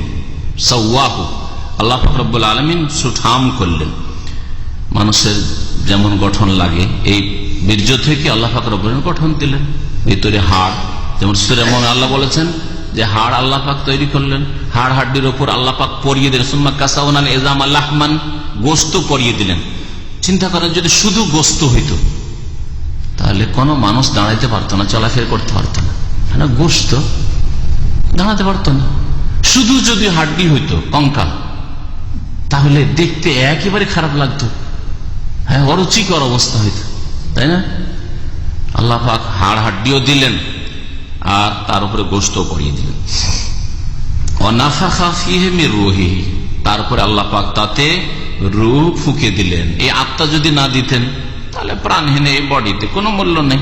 তাড়াতাড়ি একে ফেলে আসো, মরে গেলে যত প্রিয়জন হোক না কেন তাড়াতাড়ি একে দাফন করে এসো। ওয়াজআলা লাকুমুস সামআ ওয়াল আবসারা ওয়াল আফিদা, এবং তোমাদের জন্য আল্লাহ পাক সৃষ্টি করলেন তোমাদের শ্রবণ শক্তি, ওয়াল আবসারা এবং দৃষ্টি শক্তি, ওয়াল আফিদা তোমাদের অন্তঃকরণ, আল্লাহ পাক কলব, হিতাহিত জ্ঞান, ভালো মন্দের পার্থক্যের ক্ষমতা আল্লাহ পাক দিলেন মানুষকে। কালিলাম মা তাশকুরুন, তবুও তোমরা খুব অল্পই শুকরিয়া আদায় করে থাকো। ওয়াকালু, আর আরব মুশরিকরা বলতো এইরকমই, যে কোনো কাফের মুশরিক যারা পরকালে অবিশ্বাসী, তারা বলে থাকে আয়দা দলালনা ফিল আরদ, আচ্ছা আমরা যখন পৃথিবীতে হারিয়ে যাব, বিলীন হয়ে যাব, বা মাটিতে হারিয়ে যাব, দাল্লা ইয়াদিল্লু মানে হারিয়ে যাওয়া, এই জন্য শাব্দিক অর্থ করলাম। তার মানে মাটিতে যখন মিশে যাব, শরীর গলে গেল, পচে গেল, হাড়হাড্ডি গলে গেল, শেষ হয়ে গেল মাটিতে, এই অবস্থাকে এখানে দাল্লা দিয়ে বলা হয়েছে। আয়দা দলালনা ফিল আরদ, আচ্ছা বলো তো আমরা যখন এই মাটিতে মিশে যাব বা মাটিতে হারিয়ে যাব, আইন্না লাফি খালকিন জাদীদ, তারপরে কি আমাদেরকে পুনরায় আবার সৃষ্টি করা হবে? বাল হুম বিলিকাই রাব্বিহিম কাফিরুন, আল্লাহ বলেন বরং তারা তাদের প্রতিপালকের সাক্ষাৎকে অস্বীকার করে। কুল, হে নবী তাদের জানিয়ে দাও, ইয়াতাওয়াফাকুম মালাকুল মউত, তোমাদেরকে মৃত্যু দিয়ে থাকে বা তোমাদের জানগুলোকে কবজ করে থাকে, সহজ ভাষায় তর্জমা করে। তাওয়াফা মানে গ্রহণ করা। ইয়াতাওয়াফাকুম তোমাদের প্রাণকে কবজ করে থাকে বা জান কবজ করে থাকে মালাকুল মত, মতের দায়িত্বে নিযুক্ত ফেরেশতা মালাকুল মত। আল্লাহ পাক মালাকুল মত বললেন, আল্লাহ আজরাইল বলেননি। হ্যাঁ, যেমন আল্লাহ পাক মিকাইল আর জিবরাইল কোরআনে কারীমে বলেছেন, আর ইসরাফিল নামটি নবী করিম সাল্লাল্লাহু আলাইহি ওয়াসাল্লামের সহিহ হাদিসে আছে। হ্যাঁ, একাধিক হাদিস রয়েছে, কিন্তু আজরাইল তো কোথাও বলেননি, আল্লাহ বলেননি, তার রাসূল সাল্লাল্লাহু আলাইহি ওয়াসাল্লাম কোন সহিহ হাদিসে বলেন। সুতরাং আজরাইল নাম এটা আবিষ্কার করা, ইহুদি নাসারাদের কিতাব থেকে নেওয়া, এটা মোটেই উচিত নয়। কারণ যে কোনো নাম সম্পর্কে যতক্ষণ পর্যন্ত সহিহ সূত্রে না জানা যাবে, নিজের পক্ষ থেকে এইরকম খেয়াল খুশি নাম বলা যায় না। আল্লাহ মালাকুল মত বলেছেন, আপনি মালাকুল মত বলেন। আল্লাহ বলছেন যে মালাকুল মত আল্লাযী ওয়াক্কালা বিকুম, যাদেরকে তোমাদের উপর নিযুক্ত করা, যাকে তোমাদের উপর নিযুক্ত করা হয়েছে, সে তোমাদের জানগুলিকে কবজ করে। সুম্মা ইলা রাব্বিকুম তুরজাউন, অতঃপর তোমরা তোমাদের প্রতিপালকের কাছে ফিরে আসবে। মালাকুল মত এক ফেরেশতা না অনেক ফেরেশতা? অনেক। হ্যাঁ, একজন। মাশাআল্লাহ, এখানে তো দুটো মত, ঠিক না? তাফসীরকাররা দুটোই বলেছেন, তাফসীর ইবনে কাসিরে দুটোকে উল্লেখ করা হয়েছে। একদল বলছেন যে মালাকুল মত একজন এবং পৃথিবী তার সামনে হচ্ছে একটি থালার মতো। থালাতে আপনার ভাত আছে, এদিক থেকে খান, না হয় এদিক থেকে খান। হ্যাঁ, এদিকে সবজি আছে, এদিকে গোস্ত, এদিকে যেদিক থেকে সেদিক থেকে খান। ওই রকমই মালাকুল মত আল্লাহ পাকের এত বিশাল ফেরেশতা, তার সামনে সারা পৃথিবী আর সারা পৃথিবীর মানুষ হচ্ছে ওই রকম। এটা একটি তাফসীর কোন সালাফরা করেছেন। আর আরেক হাদিস দ্বারা প্রমাণিত, এটা হাদিস এরকম রয়েছে যা উল্লেখ করেছে তাফসীর ইবনে কাসিরে, যে মালাকুল মত তাদের নেতা, রাইস, হ্যাঁ, চিফ, আর তার আন্ডারে আওয়ান, তার অনেক সহযোগী ফেরেশতা, অসংখ্য সহযোগী ফেরেশতা রয়েছেন, যারা মানুষের বা জিনের রূহ কবজ করার দায়িত্বে নিয়োজিত রয়েছে। আর এই দ্বিতীয় যে মতটি বললাম, এর সমর্থন কিন্তু অন্য আয়াত দ্বারা হয়। এখানে আল্লাহ বলছেন শুধু মালাকুল মতের কথা, অন্য আয়াতে রয়েছে তাওয়াফাতু রাসূলুনা, আমার দূতেরা তাদের জানগুলিকে কবজ করে থাকে। এখানে বহু বচন আল্লাহ বলেছেন, তাহলে বোঝা যাচ্ছে যে বহু ফেরেশতা রয়েছেন যারা মানুষের আত্মা গ্রহণের কাজে লেগে আছেন। গরম লাগছে আপনাদেরকে? হ্যাঁ, আল্লাহ পাক তারপর ইরশাদ করছেন কিয়ামতের দিনের অবস্থা। কিয়ামতে এটা হবে আর জান্নাতেও হবে। কি বলছে? কিয়ামতে হবে আর জাহান্নামে হবে। জাহান্নামীরা নিক্ষিপ্ত হওয়ার পরে এরকম আকাঙ্ক্ষা করবে, আর কিয়ামতে যখন ভয়াবহ অবস্থা দেখবে, যখন ভবিষ্যৎ অন্ধকার দেখবে, তখনও তারা এরকম মতের সময় আকাঙ্ক্ষা করবে। তাহলে কয়েক জায়গায় কাফেররা এই আকাঙ্ক্ষা প্রকাশ করবে যে আল্লাহ আমাদের ফিরিয়ে দেওয়া হয়, আমরা সংশোধন করে আসবো। আল্লাহ পাক বলছেন ওয়ালাউ তারা, হে নবী তুমি যদি দেখতে, ইযিল মুজরিমুনা নাকিসু রুউসিহিম ইনদা রাব্বিহিম, যখন অপরাধীরা তাদের মাথাগুলিকে তাদের প্রতিপালকের সামনে নত করে থাকবে, লজ্জায় এবং লাঞ্ছনায়, লাঞ্ছিত অপদস্থ হয়ে, যখন যেমন অপরাধী, চোর, ডাকাত, খুনি, সন্ত্রাসী যখন আসামি ধরা পড়ে, তখন হ্যাঁ জি শির নত করে থাকে, এইরকম অবস্থায় থাকবে। আর বলবে তারা, ইয়াকুলুন, তারা বলবে, এখানে ইয়াকুলুন উজ্জ আছে, রব্বানা, হে আমাদের প্রতিপালক, আবসারনা, আমরা দেখে নিলাম, আল্লাহ তোমার আযাব দেখে নিচ্ছি, ওয়াসামি'না, শুনেও নিলাম আযাব শাস্তির কথা, ফারজি'না, সুতরাং আল্লাহ আমাদের ফিরিয়ে দাও, না'মাল সালিহান, ভালো কাজ করে আসবো, ইন্না মুকিনুন, নিশ্চয় আমরা বিশ্বাস করে ফেলেছি, নিশ্চয় আমরা দৃঢ় বিশ্বাসী হয়ে পড়েছি। ওয়ালাউ শি'না, আল্লাহ বলছেন আমি যদি চাইতাম, লাআতাইনা কুল্লা নাফসিন হুদাহা, তাহলে প্রত্যেক ব্যক্তিকে সঠিক পথ দেখিয়ে দিতাম, হেদায়েত করে দিতাম, মানে সঠিক পথে পৌঁছেই দিতাম। এটা কিভাবে? আল্লাহ যদি বাই ফোর্স করতেন, জবরদস্তি করতেন, আল্লাহ যদি মানুষের স্বাধীনতাকে ছিনিয়ে নিতেন, অথবা মানুষকে ফেরেশতার মতো করে সৃষ্টি করতেন, শুধু ভালো গুণ দিয়ে মন্দ গুণ নেই, তাহলে প্রত্যেক মানুষ হেদায়েত হয়ে যেত, ঠিক না? ফেরেশতা গুনাহ করতেই পারবে না, ওর মধ্যে গুনাহ করার ক্ষমতাই নেই। পক্ষান্তরে মানুষের মধ্যে দুটোই শক্তি আছে, ভালো কাজে হাত বাড়াবার শক্তি আছে, মন্দ কাজে হাত বাড়াবার শক্তি আছে। এই হাত দিয়ে আপনি পানির গ্লাসও উঠাইতে পারবেন আর মদের গ্লাসও উঠাইতে পারবেন। হ্যাঁ, যে হালাল খাচ্ছে সে হারাম সাথে সাথে ইচ্ছা করলে হারাম উঠাইতে পারবে, এমন নয় যে তাকে বাধ্য করে কেউ হালালের দিকে নিয়ে যাচ্ছে, এরকম কিছু নেই। স্বাধীনভাবে ভালো কাজ করছে ভালো মানুষ, আর স্বাধীনভাবে নিজের এখতিয়ারে নিজের চয়েসে মন্দ কাজ করছে পাপিষ্ট গুনাহগাররা। আল্লাহ পাক দুই ক্ষমতা দিয়ে পরীক্ষায় ফেলেছেন মানুষকে, কোন ক্ষমতার তুমি প্রয়োগ করছো, তোমার খারাপ শক্তিটাকে তুমি দমন করছো কিনা। আর এই দমন করার ক্ষমতা আল্লাহ দিয়ে রেখেছে, এমন নয় যে পারছি না, আমার খারাপ শক্তিটাকে দমন করতে পারি এমন কথা নয়, ঠিক না? এটাও শক্তি আল্লাহ দিয়েছে। ভালো শক্তি প্রয়োগ করার আল্লাহ পাক ক্ষমতা যেমন দিয়েছেন, খারাপ শক্তিকে দমন করার আল্লাহ শক্তি দিয়েছে। শয়তানকে এই ছাড় দেওয়া হয়েছে, শয়তান খারাপ কাজগুলিকে সাজিয়ে সাজিয়ে পেশ করে, বিভিন্ন ভঙ্গিমায় শয়তান আপনার অন্তরে ওয়াসওয়াসা কুমন্ত্রণা দিয়ে খারাপ কাজকে সাজিয়ে পেশ করে। ওয়াযায়্যানা লাহুমুশ শায়তানু আমালাহুম, কোরআনে আল্লাহ বলেছেন বিভিন্ন ভাষায়, শয়তান পাপিষ্ঠদের জন্য তাদের পাপগুলিকে সাজিয়ে সাজিয়ে পেশ করে, সুসজ্জিত করে পেশ করে। আর ভালো কাজগুলিকে না সাজাবে না, তো ভালো কাজ সুন্দর লাগবে না, নামাজ পড়তে কষ্ট লাগে অথচ এক পয়সা লাগে না, ঘুম যথেষ্ট হয়ে গেছে, যথেষ্ট হলে পরে ঘুমাতে পারবে, ঘুমটাকে সাজিয়ে পেশ করে শয়তান। হ্যাঁ, সাবালক হয়েছেন, বিবাহ করে নেন, তাতে আসল শান্তি আছে না, ওটাকে শয়তান সাজিয়ে পেশ করবেন। তুই সাবালক হয়েছি, বিয়ে করে নে, এটা শয়তান কখনো সাজিয়ে পেশ করবে না। জেনা ব্যভিচার, হ্যাঁ, অশ্লীল কাজ, এটাকে সাজিয়ে শয়তান পেশ করবে।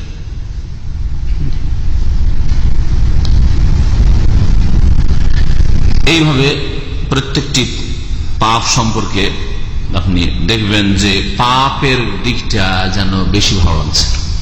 হ্যাঁ, সেখানেই যখনই আপনাকে পাপের দিকটা ভালো লাগছে, শয়তান সুযোগ নিয়েছে এবং শয়তান আপনার ক্ষেত্রে কামিয়াব। শয়তানকে এখন আপনাকে হারাইতে হবে, আপনার সংগ্রাম শয়তানের সাথে হইতে হবে। আল্লাহ বলছেন, আমি যদি বাধ্য করতাম তাহলে প্রত্যেকে হিদায়াত করে দিতাম, কিন্তু ওয়ালাকিন হাক্কাল কওলু মিন্নি, তবে আমার পক্ষ থেকে আমার কথার বাস্তবায়ন হয়েছে আর হবে কি। আল্লাহ পাক এই ওয়াদা করেছেন, লা আমলা আন্না জাহান্নামা মিনাল জিন্নাতি ওয়ান নাস আজমাইন, অবশ্যই অবশ্যই আমি জিন এবং মানুষকে দিয়ে জাহান্নামকে পরিপূর্ণ করব। জাহান্নামকে আল্লাহ পাক পরিপূর্ণ করবেন জিন এবং মানুষকে দিয়ে। এর দ্বারা বোঝা যায় যে জিনদেরকেও আল্লাহ পাক ওই রকমই শরীয়তের বিধানের দায় দায়িত্ব দিয়েছেন যেমন মানুষকে দিয়েছেন। জিনদের জন্য যেমন জান্নাত রয়েছে, তাহলে জিনদের জন্য যেমন জাহান্নাম রয়েছে, এই আয়াত প্রমাণ করে, তেমন এর বিপরীত সৎকর্মশীল ভালো মানুষদের জন্য, ভালো জিনেদের জন্য জান্নাত রয়েছে। মানুষের যেমন 5 ওয়াক্ত নামাজ ফরজ, তেমন জিনদের জন্য 5 ওয়াক্ত নামাজ ফরজ। তাওহীদ প্রতিষ্ঠা করা মানুষের জন্য যেমন ফরজ, প্রথম ফরজ, তেমন জিনদের জন্য ফরজ। মানুষের মধ্যে যেমন সৎ অসৎ রয়েছে, তেমন জিনদের মধ্যে সৎ অসৎ রয়েছে, ভালো জিনও রয়েছে, পরেজগার আল্লাহওয়ালা জিনও রয়েছে। আর পাপিষ্ঠ, খুনি, মুশরিক আর যত যত ধর্ম অবলম্বী মানুষ রয়েছে, তত ধর্ম অবলম্বী জিনও রয়েছে। ইহুদি জিন আছে, খ্রিস্টান জিন আছে, হিন্দু জিন আছে, কবর পূজারী বেরেলভী জিন আছে, রাফেজি জিন আছে, সব রকম আছে, সমস্ত আকীদাওয়ালা জিন আছে। যেহেতু শ্রেষ্ঠ, এই জন্য আল্লাহ পাক মানুষের মধ্য থেকেই নবী মনোনীত করেছেন, আর সেই নবীর দাওয়াত জিন পর্যন্ত আল্লাহ পাক পৌঁছেছেন। আল্লাহ পাক রব্বুল আলামিন তারপর ইরশাদ করছেন, ফাযুকু বিমা নাসিতুম লিকা ইয়াউমিকুম হাযা, যখন আকাঙ্ক্ষা করবে কাফের, মুশরিক, পাপিষ্ঠ, গুনাহগার, বেনামাজি, বেদিন, যাদের জন্য জাহান্নাম কিছুকালের জন্য, দীর্ঘকালের জন্য বা চিরকালের জন্য, জাহান্নামের এক কথায় পাপিষ্ঠরা, তখন আল্লাহ তাদেরকে বলে, ফাযুকু বিমা নাসিতুম লিকা ইয়াউমিকুম হাযা, তোমরা যে এই দিনের সাক্ষাৎকে ভুলে গেছিলে, যার ফলে তোমরা শাস্তি গ্রহণ করো, শাস্তির স্বাদ গ্রহণ করো বা শাস্তির আস্বাদন করো। আল্লাহ পাক তার বলছে, ইন্না নাসিনাকুম, নিশ্চয় আমিও তোমাদেরকে ভুলে গেছি, মানে আমি তোমাদেরকে উপেক্ষা করেছি। আল্লাহ পাক ভুলেন না, কিন্তু তারা যেহেতু আল্লাহকে ভুলে গেছে, আল্লাহর দিনকে ভুলে গেছে, পরকাল সম্পর্কে গাফেলে ভুলে গেছে, সেজন্য আল্লাহ ওই রকম ভাষা প্রয়োগ করেছে। এর মানে এই না যে আল্লাহ পাক তাদেরকে আসলে ভুলে গেছেন। হ্যাঁ, আল্লাহ জানেন যে এই লোকের কাফের, এই লোক বেনামাজি, এই লোক বেদিন, এই লোক পাপিষ্ঠ, গুনাহ, এই খুনি, সুতরাং এদের জন্য এই শাস্তি রয়েছে। আল্লাহ বলছে ইন্না নাসিনাকুম, নিশ্চয় আমি তোমাদেরকে ভুলে গেছি, মানে তোমাদেরকে উপেক্ষা করেছি, কারণ তোমরা আমার দিনকে উপেক্ষা করেছো। ওয়াযুকু আযাবাল খুলদি বিমা কুনতুম তা'মালুন, যেহেতু তোমরা পাপ করেছো, পাপের কাজ করেছো, সেই জন্য তোমরা স্থায়ী আযাব, শাস্তির আস্বাদন করতে থাকো। ইন্নামা ইউমিনু বিআয়াতিনা আল্লাযিনা ইযা যুক্কিরু বিহা খাররু সুজদান ওয়া সাব্বাহু বিহামদি রাব্বিহিম ওয়া হুম লা ইস্তাকবিরুন। এই আয়াতে সিজদা রয়েছে। আলোচনার শেষে আপনারা সিজদা করে নিতে পারেন, আর সিজদার জন্য ওযু শর্ত নাই, সিজদা তেলাওয়াতের জন্য ওযু শর্ত নাই। আল্লাহ পাক বলছেন এখন মুমিনদের কথা, যারা নেক লোক, নিশ্চয়ই ওই লোকেরা ঈমান নিয়ে আসে আমার আয়াতের উপর, আল্লাহ পাকের বিধানের উপর। আল্লাযীনা ইযা যুক্কিরু বিহা, যেসব লোকদেরকে যখন আয়াত দিয়ে, কোরআনে কারীম দিয়ে উপদেশ দেওয়া হয়, খাররু সুজ্জাদা, তখন সিজদায় তারা লুটিয়ে পড়ে। খাররা ইয়াখিরু মানে আছাড় খেয়ে পড়ে যাওয়া। খাররু সুজ্জাদান, সিজদায় তারা অবনত হয়ে যায় বা সিজদায় লুটিয়ে পড়ে তারা।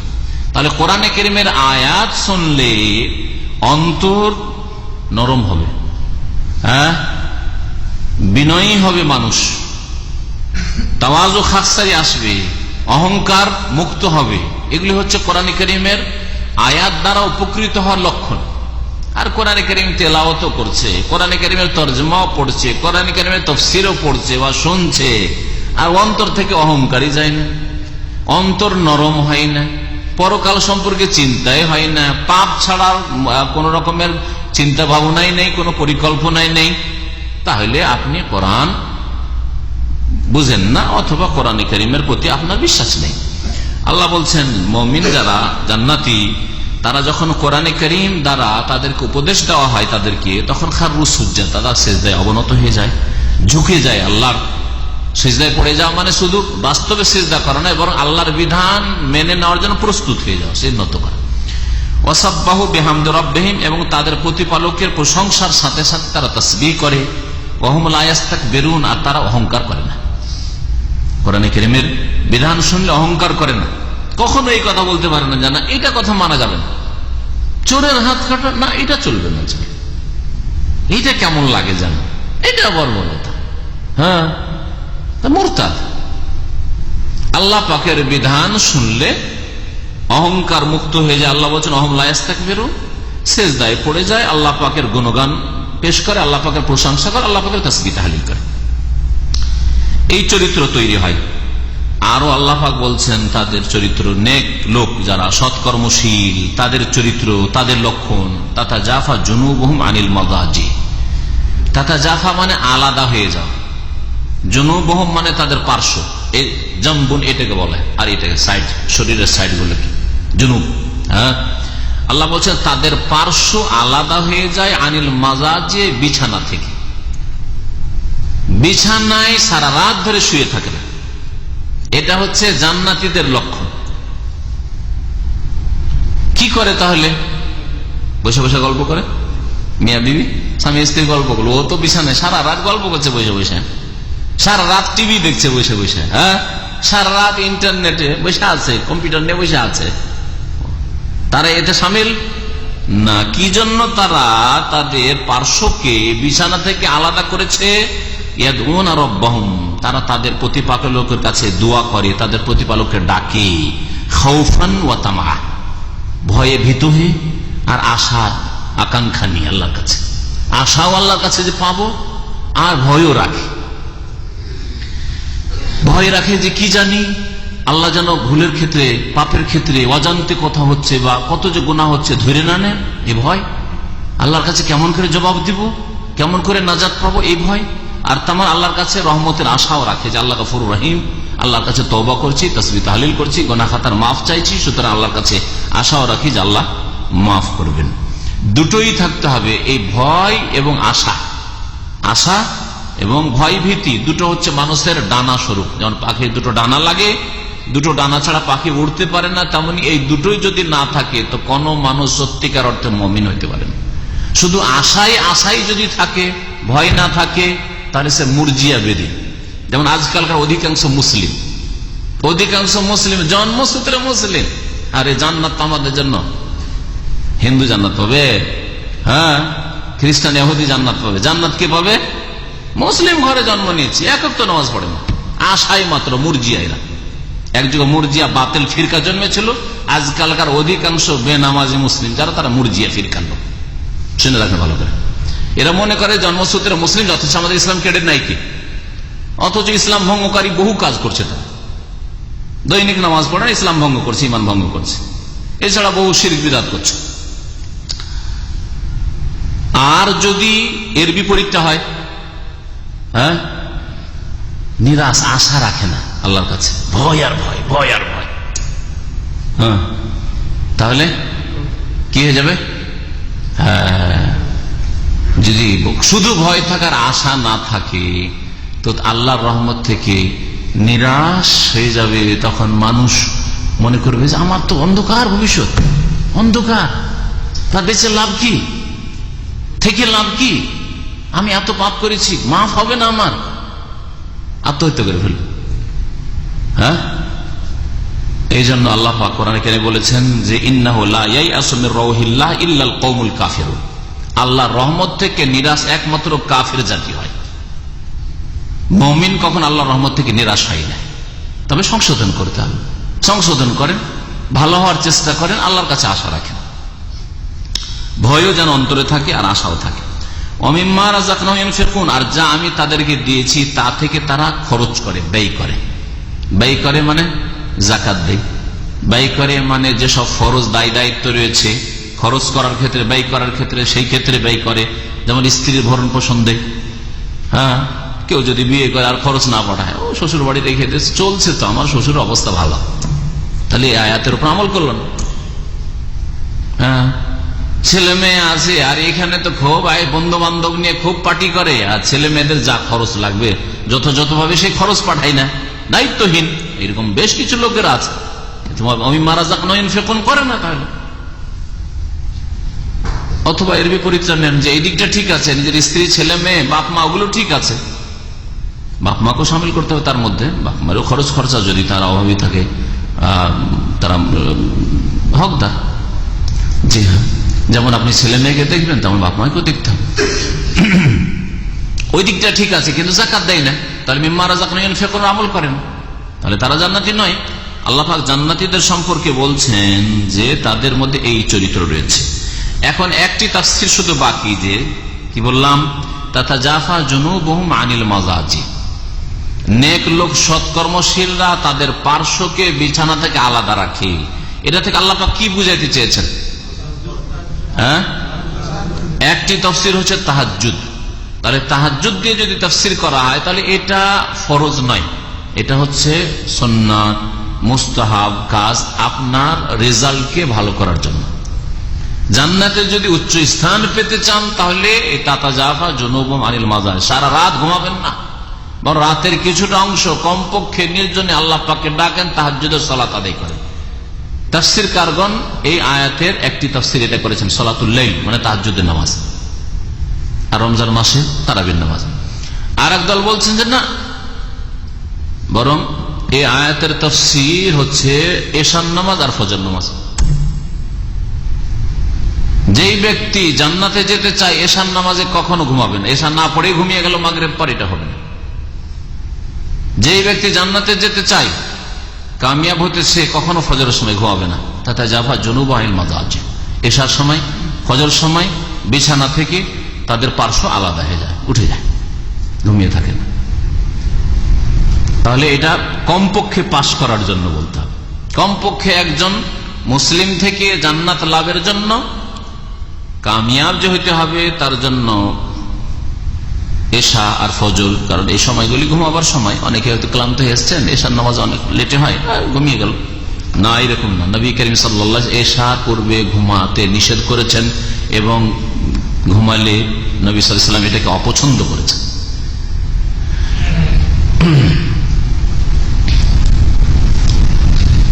আল্লাহ পাক রব্বুল আলামিন এই আয়াতে তাহাজ্জুদ গুজারদের প্রশংসা করেছেন। যারা জান্নাতি তাদের একটি ভালো লক্ষণ হচ্ছে তারা তাহাজ্জুদ গুজার হয়। আর আজকাল আমাদের দিনী ভাইদের মধ্যে তাহাজ্জুদ গুজার লোকদের অভাব, অথচ এটা হওয়া উচিত। আপনি আধা ঘন্টা 1 ঘন্টা সময় দিতে পারেন রাত্রে, আল্লাহর রাস্তায় একটু চেষ্টা করেন। এই 1 ঘন্টা 2 ঘন্টা আপনি গল্প করে কাটিয়ে দিচ্ছেন, অভ্যাস বানিয়ে নিয়েছেন যে রাতে 11টায় ঘুমাবেন, রাত 12টায় ঘুমাবেন। কেন? আরে আপনার ডিউটি 9টার আগে শেষ বা তারও আগে শেষ, তাহলে আপনি তো ইচ্ছা করলে 10টার মধ্যে ঘুমিয়ে যেতে পারেন। 10টার মধ্যে ঘুমিয়ে পড়েন, আপনি নিশ্চয়ই আপনি আধা ঘন্টা 1 ঘন্টার জন্য উঠতে পারবেন, খুব আরামে উঠতে পারবেন, খুব আরামে উঠতে পারবেন। যেসব ভাইদের ডিউটি আছে তাদের কথা ব্যতিক্রম, কেউ 11টা পর্যন্ত ডিউটি করছেন বা 10টা পর্যন্ত ডিউটি করছেন, খাওয়া দাওয়া করতে 11টা বাজলো, সেটা আলাদা কথা। কিন্তু এক শ্রেণীর লোকেরা, বিশেষ করে যারা বিদেশে থাকেন প্রবাসী, একেবারে অভ্যাস বানিয়ে নিয়েছেন না 12টা না হলে ঘুমাবেন না। খাওয়া দাওয়ার পরেও কেউ কম্পিউটার নিয়ে পড়ে আছে, কেউ মোবাইলে টিপি করছে, কেউ আর কিছু, যারা টিভি নিয়ে পড়ে থাকে টিভি নিয়ে পড়ে আছে, 12টার আগে ঘুমাবে না। তাহলে আল্লাহ কি করে তৌফিক দিবে তাদের তাহাজ্জুদ পড়া? আরে ফজর পড়ালে কি করে তৌফিক হবে? ফজর পড়তে পারে না। এই জন্য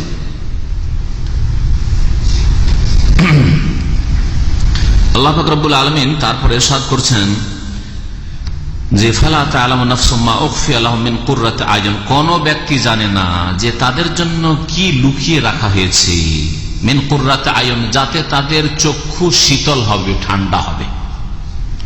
যারা এসব গুণ রাখে, যেসব গুণের কথা আল্লাহ পাক বললেন, তাদের জন্য আল্লাহ পাক চক্ষু শীতলকারী কি লুকিয়ে রেখেছেন জান্নাতে, কোনো মানুষ জানে না। জাযাম বিমা কানু ইয়ামালুন, তাদের নেক আমলের বদলা স্বরূপ। নবী করিম সাল্লাল্লাহু আলাইহি ওয়াসাল্লামের হাদিস রয়েছে, আদাদতু লিইবাদিয়াস সালিহিন মা লা আইনুর রাআত।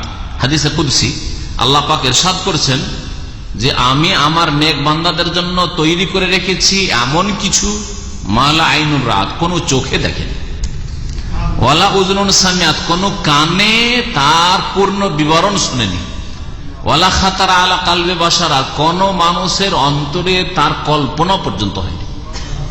কল্পনার জগতে তো কল্পনা করতে পারি যে রাজার বাড়িতে কি থাকতে পারে, রাষ্ট্রপতির ভবনে কি থাকতে পারে, আর প্রধানমন্ত্রীর বাড়িতে কি আয়েশ আরাম থাকতে পারে, এগুলো তো কল্পনাতে আসতে পারে, ঠিক না? তারা কি ধরনের খায় দায়, এগুলো কল্পনা করা যেতে পারে, যদিও আপনি জীবনে খান না পান না দেখতে। কিন্তু জান্নাতের কথা মানুষ কল্পনা করেও দৌড় দেন কল্পনা জগতে। সারা দুনিয়া যত ভালো নিয়ামত দিতে পারে, তারপরে কল্পনা পৌঁছিতে পারবে না সেখানে। এইরকম আল্লাহ পাকের নিয়ামত তৈরি করে রেখেছেন জান্নাতীদের জন্য। এই আয়াত নবী করিম সাল্লাল্লাহু আলাইহি সাল্লাম এই হাদিস বলার পরে পাঠ করলেন, যে আয়াতটি আমাদের সামনে রয়েছে। আল্লাহ পাক তারপরে বলছেন যে একজন মুমিন আর একজন কাফের ফাসিক গুনাহগার সমান হতে পারে, একজন সৎ লোক অসৎ লোক সমান হইতে পারে না। আফামান কানা মুমিনান, আচ্ছা বলো তো যে ব্যক্তি মুমিন বিশ্বাসী, কামান কানা ফাসিকান, সে কি ওই লোকের মতো যে ফাসিক গুনাহগার পাপিষ্ঠ? কখনো না। এটা কখন? দুনিয়াতে না আখিরাতে? শুধু আখিরাতে? দুনিয়াতেও মুমিন একজন বিশ্বাসী আর অবিশ্বাসী, অথবা মুমিন ধার্মিক পরেজগার মুত্তাকি, আর একজন হচ্ছে ফাসিক পাপিষ্ঠ, যদিও সে মুসলিম, দুটো সমান হইতে পারে না দুনিয়াতেও আর আখিরাতে। আখিরাতে আল্লাহর কাছে মুমিনদের জন্য আল্লাহ পাক জান্নাত তৈরি করেছেন, মুত্তাকিদের জন্য, আর ফাসিক পাপিষ্ঠদের জন্য আল্লাহ পাক জাহান্নাম তৈরি করে রেখেছেন, সমান নয়। দুনিয়াতেও যোগ্যতার দিক থেকে একজন মুমিন আল্লাহ ভীরু মুত্তাকি আর একজন ফাসিক সমান হইতে পারেন না। হ্যাঁ, সুতরাং গণতন্ত্র ইসলাম নাই। দুনিয়াতেও সিদ্ধান্ত কার হবে? সৎ লোকদের হবে। শান্তি কি করে আমাদের গ্রামে আসতে পারে, দেশে আসতে পারে, এই সিদ্ধান্ত বলবে সৎ লোকেরা, অসৎ লোকেরা বলবে, অসৎ লোকেরা অসৎ পরামর্শ দেবে। অসৎ লোক রক্ষক ভক্ষক হবে, যেমন আজকের অবস্থা। যারা এই রক্ষক তারাই ভক্ষক, তাদের পেট ভরছে না, আর দেশের গরিব গরিবই থেকে যাচ্ছে।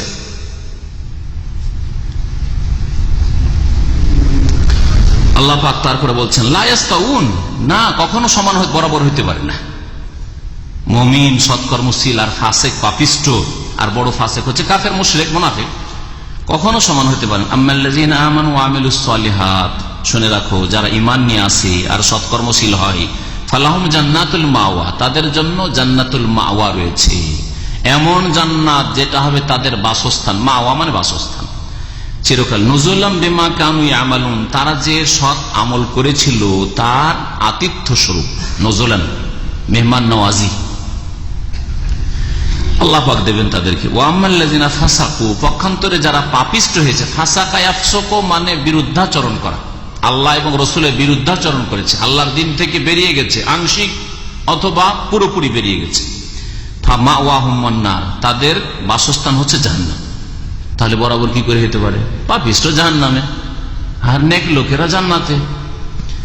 কুল্লামা আরাদু আন ইয়াখরুজু মিনহা, যখন যখন তারা এই জাহান্নাম থেকে বের হতে চাইবে, চেষ্টা করবে, উইদু ফিহা, ধাক্কা দিয়ে তাতে ফিরিয়ে দেওয়া হবে।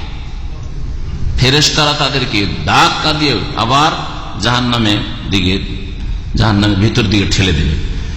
ওয়াকিল লাহুমা, তাদেরকে বলা হবে, ফেরেশতারা বলবেন, যুকু আযাবান নার, জাহান্নামের আযাব, জাহান্নামের শাস্তি গ্রহণ করতে থাকো, শাস্তির স্বাদ নিতে থাকো। আল্লাযী কুনতুম বিহি তুকাজ্জিবুন, যেই জাহান্নামের আযাবকে তোমরা মিথ্যা মনে করতে। আল্লাহ পাক তারপরে দুনিয়াতে যারা পাপিষ্ট গুনাহগার বিভিন্ন পাপে জড়িয়ে যায় তাদের সংশোধনের জন্য কিছু শাস্তি দিয়ে থাকেন। বড় শাস্তির পূর্বে এই বিষয়টিকে আল্লাহ পাক উল্লেখ করেছেন। উদ্দেশ্য হয় মানুষের সংশোধন করা। সুতরাং প্রত্যেক মানুষের জীবনে মাঝে মধ্যে যে বালা মুসিবত আসে, বিপদ আপদ আসে, সেখান থেকে যেই ব্যক্তি শিক্ষা নিতে পারবে সে হচ্ছে কামিয়াব। আল্লাহ পাক বলছেন, ওয়ালানুযিকান্নাহুম মিনাল আযাবিল আদনা দুনাল আযাবিল আকবার লাআল্লাহুম ইয়ারজিউন, আর অবশ্যই অবশ্যই আমি মানব জাতিকে আসাদন করাবো। মিনাল আযাবিল আদনা মানে লঘু শাস্তি, আল আযাবিল আদনা মানে ছোট শাস্তি, দুনাল আযাবিল আকবার মহাশাস্তির পূর্বে। মহাশাস্তি হচ্ছে জাহান্নামের আযাব, কবরের আযাব, পরকালের আযাব। এসব আযাবের পূর্বে আমি লঘু শাস্তি, হালকা শাস্তির আসাদন করাবো। লাআল্লাহুম ইয়ারজিউন, যাতে করে তারা ফিরে আসে, আল্লাহর দিকে ফিরে আসে, আল্লাহর দিনের দিকে ফিরে আসে, আল্লাহর দিন শিখে, আল্লাহর দিন বিশ্বাস করে, আল্লাহর দিনের উপর আমল করে, আল্লাহর দিনের দাওয়াত দেয়, আল্লাহর দিন মোতাবেক ছেলে মেয়েদের লালন পালন করে। এই জন্য আল্লাহ পাক মাঝে মাঝে বিপদ আপদ পাঠান। এই সম্পর্কে আব্দুল্লাহ বিন আব্বাস রাদিয়াল্লাহু তাআলা আনহুমা থেকে বর্ণিত রয়েছে যে এই আযাব কি ধরনের তিনি উল্লেখ করেছেন এই বিষয়টি। তার কথা থেকে আপনাদেরকে পড়ে শোনাই, তাহলে বুঝবেন। কালা ইবনে আব্বাস ইয়ানি বিল আযাবিল আদনা, লঘু আযাব, লঘু শাস্তি হচ্ছে মাসায়েবুদ দুনিয়া ওয়া আসকামুহা ওয়া আফাতুহা, দুনিয়ার বিভিন্ন বালা মুসিবত, ওয়া আসকামুহা বিভিন্ন রোগ ব্যাধি, ওয়া আফাতুহার বিভিন্ন রকমের আফত, যে কোনো রকম বিপদ হোক না কেন, এমনকি মানসিক যন্ত্রণা, এটাও কোনো পাপের কারণে। অনেক সময় শারীরিক পীড়া নেই, কিন্তু মানসিক পীড়া, মানসিক অশান্তি, টেনশন, ছেলে মেয়ের পক্ষে টেনশন ভোগ করছেন, স্ত্রীর পক্ষে টেনশন ভোগ করছেন, এটা আযাব। মনোমালিন্য হওয়া, অন্তরে অন্তরের মিল হয় না, ভাই ভাই মিল হয় না, বাপ ছেলের সাথে মিল হয় না, হ্যাঁ, স্বামী স্ত্রীতে মিল হয় না, স্ত্রীর চরিত্রহীন হয়ে যাওয়া, চরিত্র খারাপ হয়ে যাওয়া ইত্যাদি যতগুলি বিপদ আপদ হইতে পারে, এগুলির কারণ হচ্ছে কি, যে আপনার জীবনে পাপ আছে, গুনাহ আছে। সুতরাং আপনাকে সংশোধন করতে হবে। লাআল্লাহুম ইয়ারজিউন, যাতে করে তারা ফিরে আসে। ওমান আযলামু মিম্মান যুক্কিরা বিআয়াতি রাব্বিহি, আল্লাহ পাক বলেন ওর চাইতে বড় জালেম কি হইতে পারে, যাকে উপদেশ দেওয়া হলো তার প্রতিপালকের আয়াত দিয়ে, সুম্মা আরাযা আনহা, কিন্তু সে তা থেকে মুখ ফিরিয়ে নিল। ইন্না মিনাল মুজরিমিনা মুনতাকিমুন, নিশ্চয় আমি অপরাধীদের থেকে প্রতিশোধ নেব, তাদেরকে শাস্তি দেব। ওয়ালাকাদ আতাইনা মূসাল কিতাব, আল্লাহ বলেন নিশ্চয় আমি মূসা আলাইহিস সালামকে আল কিতাব দিয়েছিলাম। কিতাবের নাম কি? তাওরাত। ফালা তাকুন ফি মিরিয়াতিম মিন লিকা, হে নবী সুতরাং তার সাক্ষাতে তুমি কোন রকমের সন্দেহ করিও না। মূসা আলাইহিস সালামের সাক্ষাতে তুমি কোনো সন্দেহ করিও না, এই একটা তাফসীর। অর্থাৎ তোমার সাক্ষাৎ মূসা আলাইহিস সালামের সাথে হবেই। এই সূরা সিজদা নাযিল হওয়ার কিছু সময়ের মধ্যে মেরাজ হলো, আর মেরাজে গিয়ে রাসূলুল্লাহ সাল্লাল্লাহু আলাইহি ওয়াসাল্লাম মূসা আলাইহিস সালামকে দেখলেন, হ্যাঁ, ষষ্ঠ আসমানে। এছাড়াও দেখেছেন, তাদের ইমামতি করেছেন আম্বিয়া রাসূলগণের। মূসা আলাইহিস সালাম বারবার করে ফিরিয়ে দিয়ে রাসূলুল্লাহ সাল্লাল্লাহু আলাইহি ওয়াসাল্লাম যান নামাজকে হালকা করে নিয়েছেন, 50 থেকে কমাইতে কমাইতে কমাইতে 5-এ আসলো। ঘটনা জানা আছে না মেরাজের? এই বিষয়ের দিকে ইঙ্গিত করা হয়েছে একটি তাফসীর। আর আরেকটি তাফসীর হচ্ছে ফালা তাকুন ফি মিরিয়াতিম মিন লিকাহি, মানে আল্লাহর সাথে সাক্ষাৎ, মূসা আলাইহিস সালামের কথা নয়। মূসা আলাইহিস সালামকে কিতাব দিয়েছিলাম, আর এই কিতাবেও তৌহিদ, আকীদা, আখিরাত, পরকাল, আল্লাহর সাথে একদিন সাক্ষাৎ করতে এই বিষয়গুলি ছিল, আর কোরআনে কারীম আছে। ফালা তাকুন ফি মিরয়াতিম মিন লিকায়, সুতরাং তুমি আল্লাহর সাথে যে একদিন সাক্ষাৎ হবে, জবাবদেহি করতে, এই সম্পর্কে কোনো সন্দেহ করিও না। আর তোমার জাতিকে বলে দাও তারা যেন এরকম সন্দেহ না করে। তাহলে বিষয়টা পরিবর্তন হয়ে গেল। তাফসীর কি হয়ে গেল? যে আখিরাত সম্পর্কে কোন রকমের সন্দেহ নেই, আখিরাত সম্পর্কে কোনো সন্দেহ নেই। নবী করিম সাল্লাল্লাহু আলাইহি ওয়াসাল্লামের অবশ্যই সন্দেহের প্রশ্নে উঠে না, কিন্তু পরোক্ষভাবে নবী সাল্লাল্লাহু আলাইহি ওয়াসাল্লামকে বলার মাধ্যমে পরোক্ষভাবে কাফেরদেরকে বলা হচ্ছে যে কিয়ামত সম্পর্কে কখনো তোমরা সন্দেহান থাকবে না। ওয়াজা আল্লাহ হুদাল্লে বনি ইসরাইল, এবং মুসা আলাইহিস সালামকে বনি ইসরাইলদের জন্য হাদি, হুদান মানে হাদি, পথ প্রদর্শক বানিয়েছিলাম। বা এই কিতাবকে, কিতাব হতে পারে, ওয়াজা আল্লাহ, এই কিতাব, আল কিতাবকে, মুসা আলাইহিস সালামকে যে কিতাব তাওরাত দিয়েছিলাম, এই কিতাব বনি ইসরাইলদের জন্য পথ প্রদর্শক ছিল, দিক নির্দেশনা ছিল। আল্লাহ পাক তারপরে বলছেন ওয়াজআলনা মিনহুম আইম্মাতান ইয়াহদুনা বিআমরিনা, আর তাদের মধ্য থেকে, মানে মুসা আলাইহিস সালামের অনুসারীদের মধ্য থেকে বেশ কিছু ইমাম, নেতা তৈরি করেছিলাম, সৎকর্মশীল। ইয়াহদুনা বিআমরিনা, যারা আমার নির্দেশ মোতাবেক রাস্তা দেখাইতো মানুষকে। লাম্মা সাবরু, যখন তারা ধৈর্যশীল হয়েছিল, তারা আল্লাহর দ্বীনের ওপর ধৈর্যশীল হয়ে অটল হয়েছিল, তখন তাদেরকে আমি বড় বড় নেতা, ইমাম বানিয়েছিলাম, ওলামা বানিয়েছিলাম। তারা দ্বীনের খেদমত করেছিল। রাসূলুল্লাহ সাল্লাল্লাহু আলাইহি সাল্লামের উম্মতের পরে সবচাইতে বেশি সংখ্যাগরিষ্ঠ উম্মত হবে মুসা আলাইহিস সালামের, জানা আছে না? জি। তো মুসা আলাইহিস সালামের অনুসারীদের মধ্যে বড় বড় ওলামা আল্লাহ পাক দিয়েছিলেন, লাম্মা সাবারু। কিন্তু যখন তারা তাদের দ্বীনকে বিকৃত করলো, তাওরাতকে বিকৃত করলো, দ্বীনকে বিকৃত করলো, তখন তাদের কাছ থেকে এই শ্রেষ্ঠত্ব ছিনিয়ে নিলেন আর দিয়ে দিলেন উম্মতে মুসলিমাকে, কুনতুম খায়রা উম্মাহ, তোমরা শ্রেষ্ঠ উম্মাহ। কিন্তু তাদের বেশ কিছু দায়িত্ব আছে, সেই দায়িত্বগুলি যতদিন পালন করেছে ততদিন আল্লাহ সম্মানিত রেখেছেন এই জাতিকে। আর যখন দায়িত্বগুলিতে তারা অবহেলা করেছে, গাফিলতি করেছে, আল্লাহ পাক তখন তাদেরকে আবার গোলাম বানিয়ে দিয়েছেন। দেখেন আজকের মুসলিম ইহুদি নাসারাদের গোলামি করছে, মানসিক গোলামি করছে, না হয় শারীরিক গোলামি করছে, দৈহিক গোলামি করছে, আর্থিক গোলামি করছে। অর্থনীতিকার ওই পশ্চিমা অর্থনীতি, পুঁজিবাদ নয় সমাজবাদ, তাই না? মার্ক্সবাদ, অমুকবাদ, তো গোলামি নাই, বহু রকমের গোলামিতে আজকে মুসলিম উম্মাত। আল্লাহ পাকের আযাব, আল্লাহ যেন আমাদেরকে দিনের দিক ফেরার তৌফিক দান করেন। ওয়াকানু বিআয়াতিনা ইউকিনুন, আর এই লোকেরা, এই মুসা আলাইহিস সালাম অনুসারীরা আমার আয়াতের উপর দৃঢ় বিশ্বাস রাখত। ইন্না রাব্বাকা হুয়া ইয়াফসিলু বাইনাহুম ইয়াওমাল কিয়ামাতি ফীমা কানু ফীহি ইখতালিফুন, নিশ্চয়ই হে নবী তোমার প্রতিপালক তাদের মাঝে কিয়ামতের দিনে চূড়ান্ত ফয়সালা করে দেবেন যে সম্পর্কে তারা মতবিরোধ করছিল। তাহলে ইহুদি নাসারাদের বিভিন্ন ফিরকা, দল উপদল যখন পয়দা হইল, আল্লাহ পাক বলছেন এইসব যে তাদের মতবিরোধ, ইখতিলাফ, সে সম্পর্কে আল্লাহ পাক চূড়ান্ত ফয়সালা আখিরাতে করবেন। দুনিয়াতে হক বাতিলের চূড়ান্ত ফয়সালা হবে না, শুনে রাখেন ভালো করে। দুনিয়াতে হক বাতিলের চূড়ান্ত ফয়সালা কখনো হবে না। বাতিল পন্থীরা বলছে আমরাই হক পথে, বিদাতীরা বলছে আমরাই সুন্নতের ভক্ত বেশি, পাপিষ্ট যারা তারা বলছে আমরা ন্যায় নীতি চাই, আর যারা ধর্ম করেছে, যারা ইসলামের কথা বলছে তারা হচ্ছে মৌলবাদী। হ্যাঁ, তাই কিনা? হ্যাঁ। তো আল্লাহ পাক চূড়ান্ত ফয়সালা করে দেখিয়ে দেবেন না, হক বাতিলের এই লড়াই চলতেই থাকবে কিয়ামত পর্যন্ত। আল্লাহ পাক তাআলা বলেন আওয়ালাম ইয়াহদি লাহুম কামা আহলাকনা মিন ক্বাবলিহিম মিনাল কুরুনি ইয়ামশুনা ফি মাসাকিনিহিম ইন্না ফি যালিকা লাআয়াতিন আফালা ইয়াসমাউন। আল্লাহ পাক বলছেন যে আরব মুশরিকরা, মক্কার কুরাইশ কাফেররা, এরা কি হেদায়েত পেল না? এসব দেখেও আওয়ালাম ইয়াহদি লাহুম, তাদেরকে কি হেদায়েত দিল না, তাদেরকে কি রাস্তা দেখালো না? এই বিষয়টি, কি বিষয়টি? কাম আহলাকনা মিন ক্বাবলিহিম মিনাল কুরুন, কত জাতিকে আমি তাদের পূর্বে ধ্বংস করেছি। এখানে কাম খাবরিয়া মানে বহু জাতিকে আমি তাদের পূর্বে ধ্বংস করেছি। আদ, সামুদ, হস্তি বাহিনী, ফেরাউনের অনুসারী নূহ আলাইহিস সালামের জাতি, লূত আলাইহিস সালামের জাতি, বহু জাতিকে আমি ধ্বংস করেছি।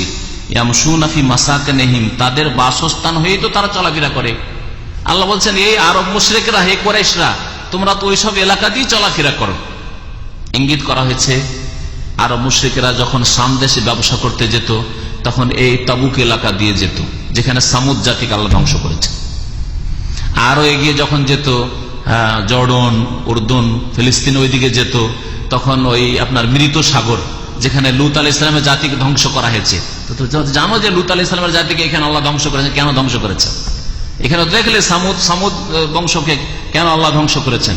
এদিকে যখন ইয়ামান দেশের দিকে সফর করে যেত, তখন ইয়ামান দেশের দিকে গেলে ওইখানে আদ সম্প্রদায়কে আল্লাহ পাক রব্বুল আলামিন ধ্বংস করেছে। এই এলাকাগুলি তো তোমরা জানো কেন আল্লাহ ধ্বংস করেছেন, আর সেই পাপে তোমরা আজকে লিপ্ত। তারা শিরক কুফরি তাদের সবচেয়ে বড় পাপ ছিল, আর তোমাদের সবচেয়ে বড় পাপ হচ্ছে শিরক কুফরি। সুতরাং তোমরাও আল্লাহ পাকের আযাবের প্রতীক্ষায় থাকো। আল্লাহ পাক বলছেন যে এটা দিয়েও তারা কি হেদায়েত হলো না, অথচ রাত দিন ওইগুলো দিয়ে চলাফেরা করে, ব্যবসা বাণিজ্যের সফর করে তারা। ইন্না ফি যালিকা লাআয়াত, নিশ্চয় এতে অনেক শিক্ষণীয় বিষয় রয়েছে। আয়াত মানে অনেক নিদর্শন, শিক্ষণীয় বিষয় রয়েছে। আফালা ইয়াসমাউন, তারা কি শোনে না? আওয়ালাম ইয়ারাও, তারা কি আরো চিন্তা করে দেখে না? আন্না নাসুকুল মা ইলাল আরদিল জুরুস, আমি পানিকে প্রবাহিত করি শুষ্ক ভূমির দিকে। আল জুরুস এমন শুকনো জমিন যেখানে কোনো গাছপালা উদ্ভিদ নেই, এই এলাকায় জুরুস বলা হয়। তো শুকনো জমিতে আমি পানি প্রবাহিত করি। এই দৃষ্টান্তটি, উপমাটি আল্লাহ পাক কেন দিচ্ছেন?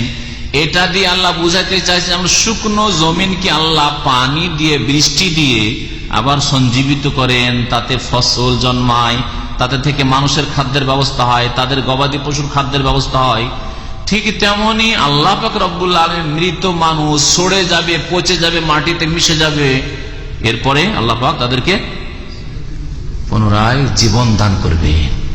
যে আল্লাহ মরা জমিকে জিন্দা করছেন, সে আল্লাহ পাক মরা মানুষকে আবার জীবিত করবেন। এই কথাটি আল্লাহ পাক এখানে বুঝাইতে চেয়েছেন আরব মুশরিকদেরকে, যারা পরকালকে অস্বীকার করত।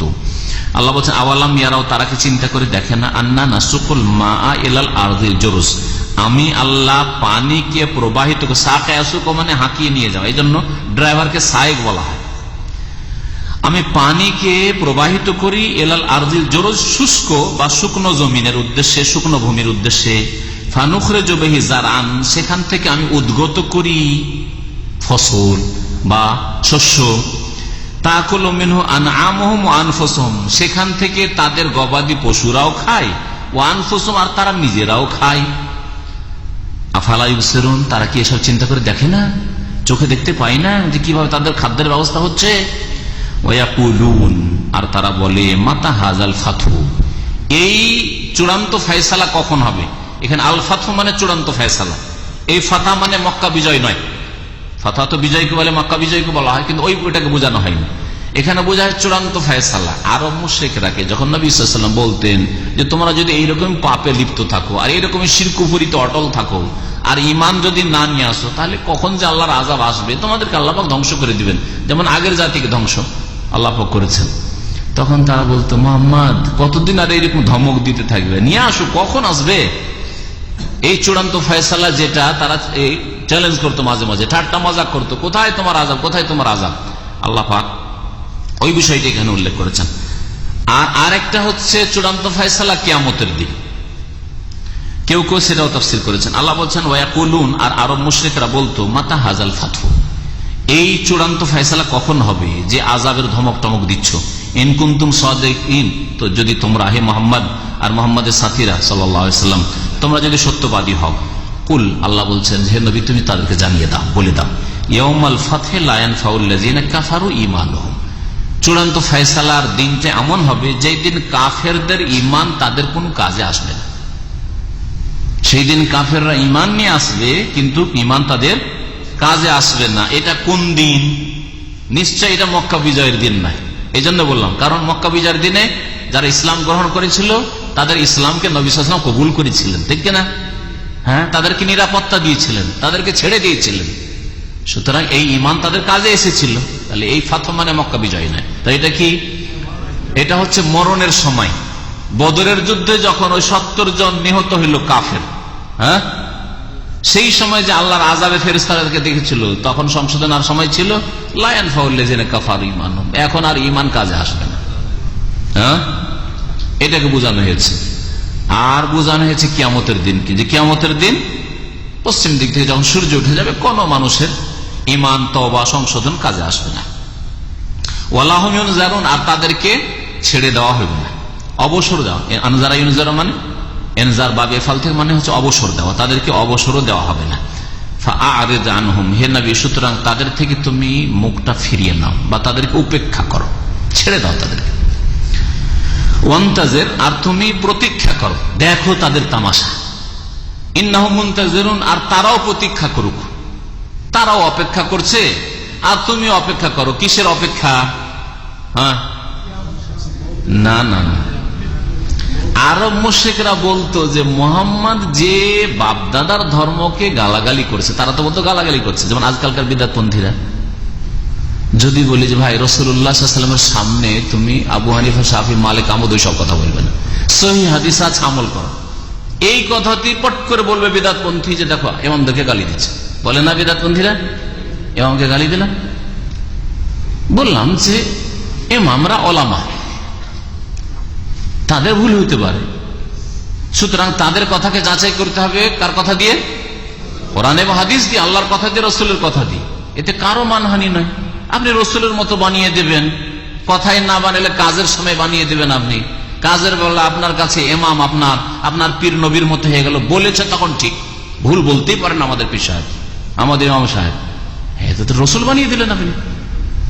এই কথাতে আপত্তি করায় অপপ্রচার চালায় বিদআতপন্থীরা। আরে ওখানে কি শুনতে যাবেন? ওরা তো ইমামদেরকে গালি দেয়, আমাদের মাযহাবকে গালি দেয়, আমাদের আলেমদেরকে গালি দেয়। গালি দেওয়া হইলো? কোনদিন গালি শুনেছেন? এইরকমই বিদআতপন্থীরা মুহাম্মদ সাল্লাল্লাহু আলাইহি ওয়াসাল্লাম বলতো যে মুহাম্মদ ইয়াসুব্বু আলিহাতানা, আরে আমাদের দেবদেবীকে গালি দিচ্ছে, আমাদের ধর্মকে গালি দিচ্ছে।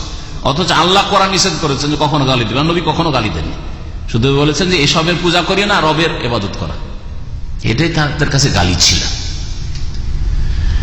তো ওরা বলতো কি, আরব মুশরিকরা, যে মোহাম্মদ যে কাজ করলো, বাপদাদার ধর্মকে একবারে ধূলিসাৎ করে দিল, অবশ্যই মোহাম্মদের উপর মায়ের আসবে, আল্লাহর মায়ের আসবে, আর আমাদের দেবদেবীর মায়ের আসবে। আল্লাহ পাক বলছেন যে দেখো তারাও তোমার ধ্বংসের অপেক্ষায় আছে, যে মোহাম্মদ কখন ধ্বংস হবে, পাপে পুড়ে মরবে, আর তুমিও তাদের ধ্বংসের অপেক্ষা করো, কে ধ্বংস হয় দেখো। আর দেখতে পেল, দুনিয়া দেখতে পেল যে কে ধ্বংস হলো। মাত্র 23 বছরের জীবনে মুহাম্মদ রাসূলুল্লাহ সাল্লাল্লাহু আলাইহি ওয়াসাল্লাম তার সাহাবায়ে কেরামকে আল্লাহ পাক রব্বুল কোথায় পৌঁছে দিলেন। হ্যাঁ, উটের রাখাল, বকরি ছাগলের রাখাল, তারা খলিফাতুল মুসলিমিন হয়ে গেলেন, আমিরুল মুমিনিন হয়ে গেলেন। পক্ষান্তর আবু জাহাল, আবু লাহাব, উতবা, শাইবা, রাবিয়া নিশ্চিহ্ন হয়ে গেল, তাদের নাম পর্যন্ত আরবে আর থাকলো না। মুনতাজির, হে নবী তুমি অপেক্ষা করো, ইন্নাহুম মুনতাজিরুন, তুমি তাদের কি হচ্ছে অপেক্ষা করো, দেখো, আর তারাও তোমার সম্পর্কে অপেক্ষা আছে যে কখন মুহাম্মদের কি হবে, দেখে নাও কি ফয়সালা হচ্ছে। আল্লাহ পাক দেখিয়ে দিলেন। আল্লাহ পাক রব্বুল আলামিন যেন কোরআন বুঝার তৌফিক দান করেন, আল্লাহ পাক আমাদের সংশোধনের তৌফিক দান করেন। কাফন আমার আপন, কবর আমার ঘাঁটি, ওই কবরে যেতে হবে, থাকবে না কেউ সাথী। ওই কবরে যেতে হবে, থাকবে না কেউ সাথী। কাফন আমার আপন, কবর আমার ঘাঁটি, ওই কবরে যেতে হবে, থাকবে না কেউ সাথী। ওই কবরে যেতে হবে, থাকবে না কেউ সাথী। থাকতে হবে নিরালায়, একা একা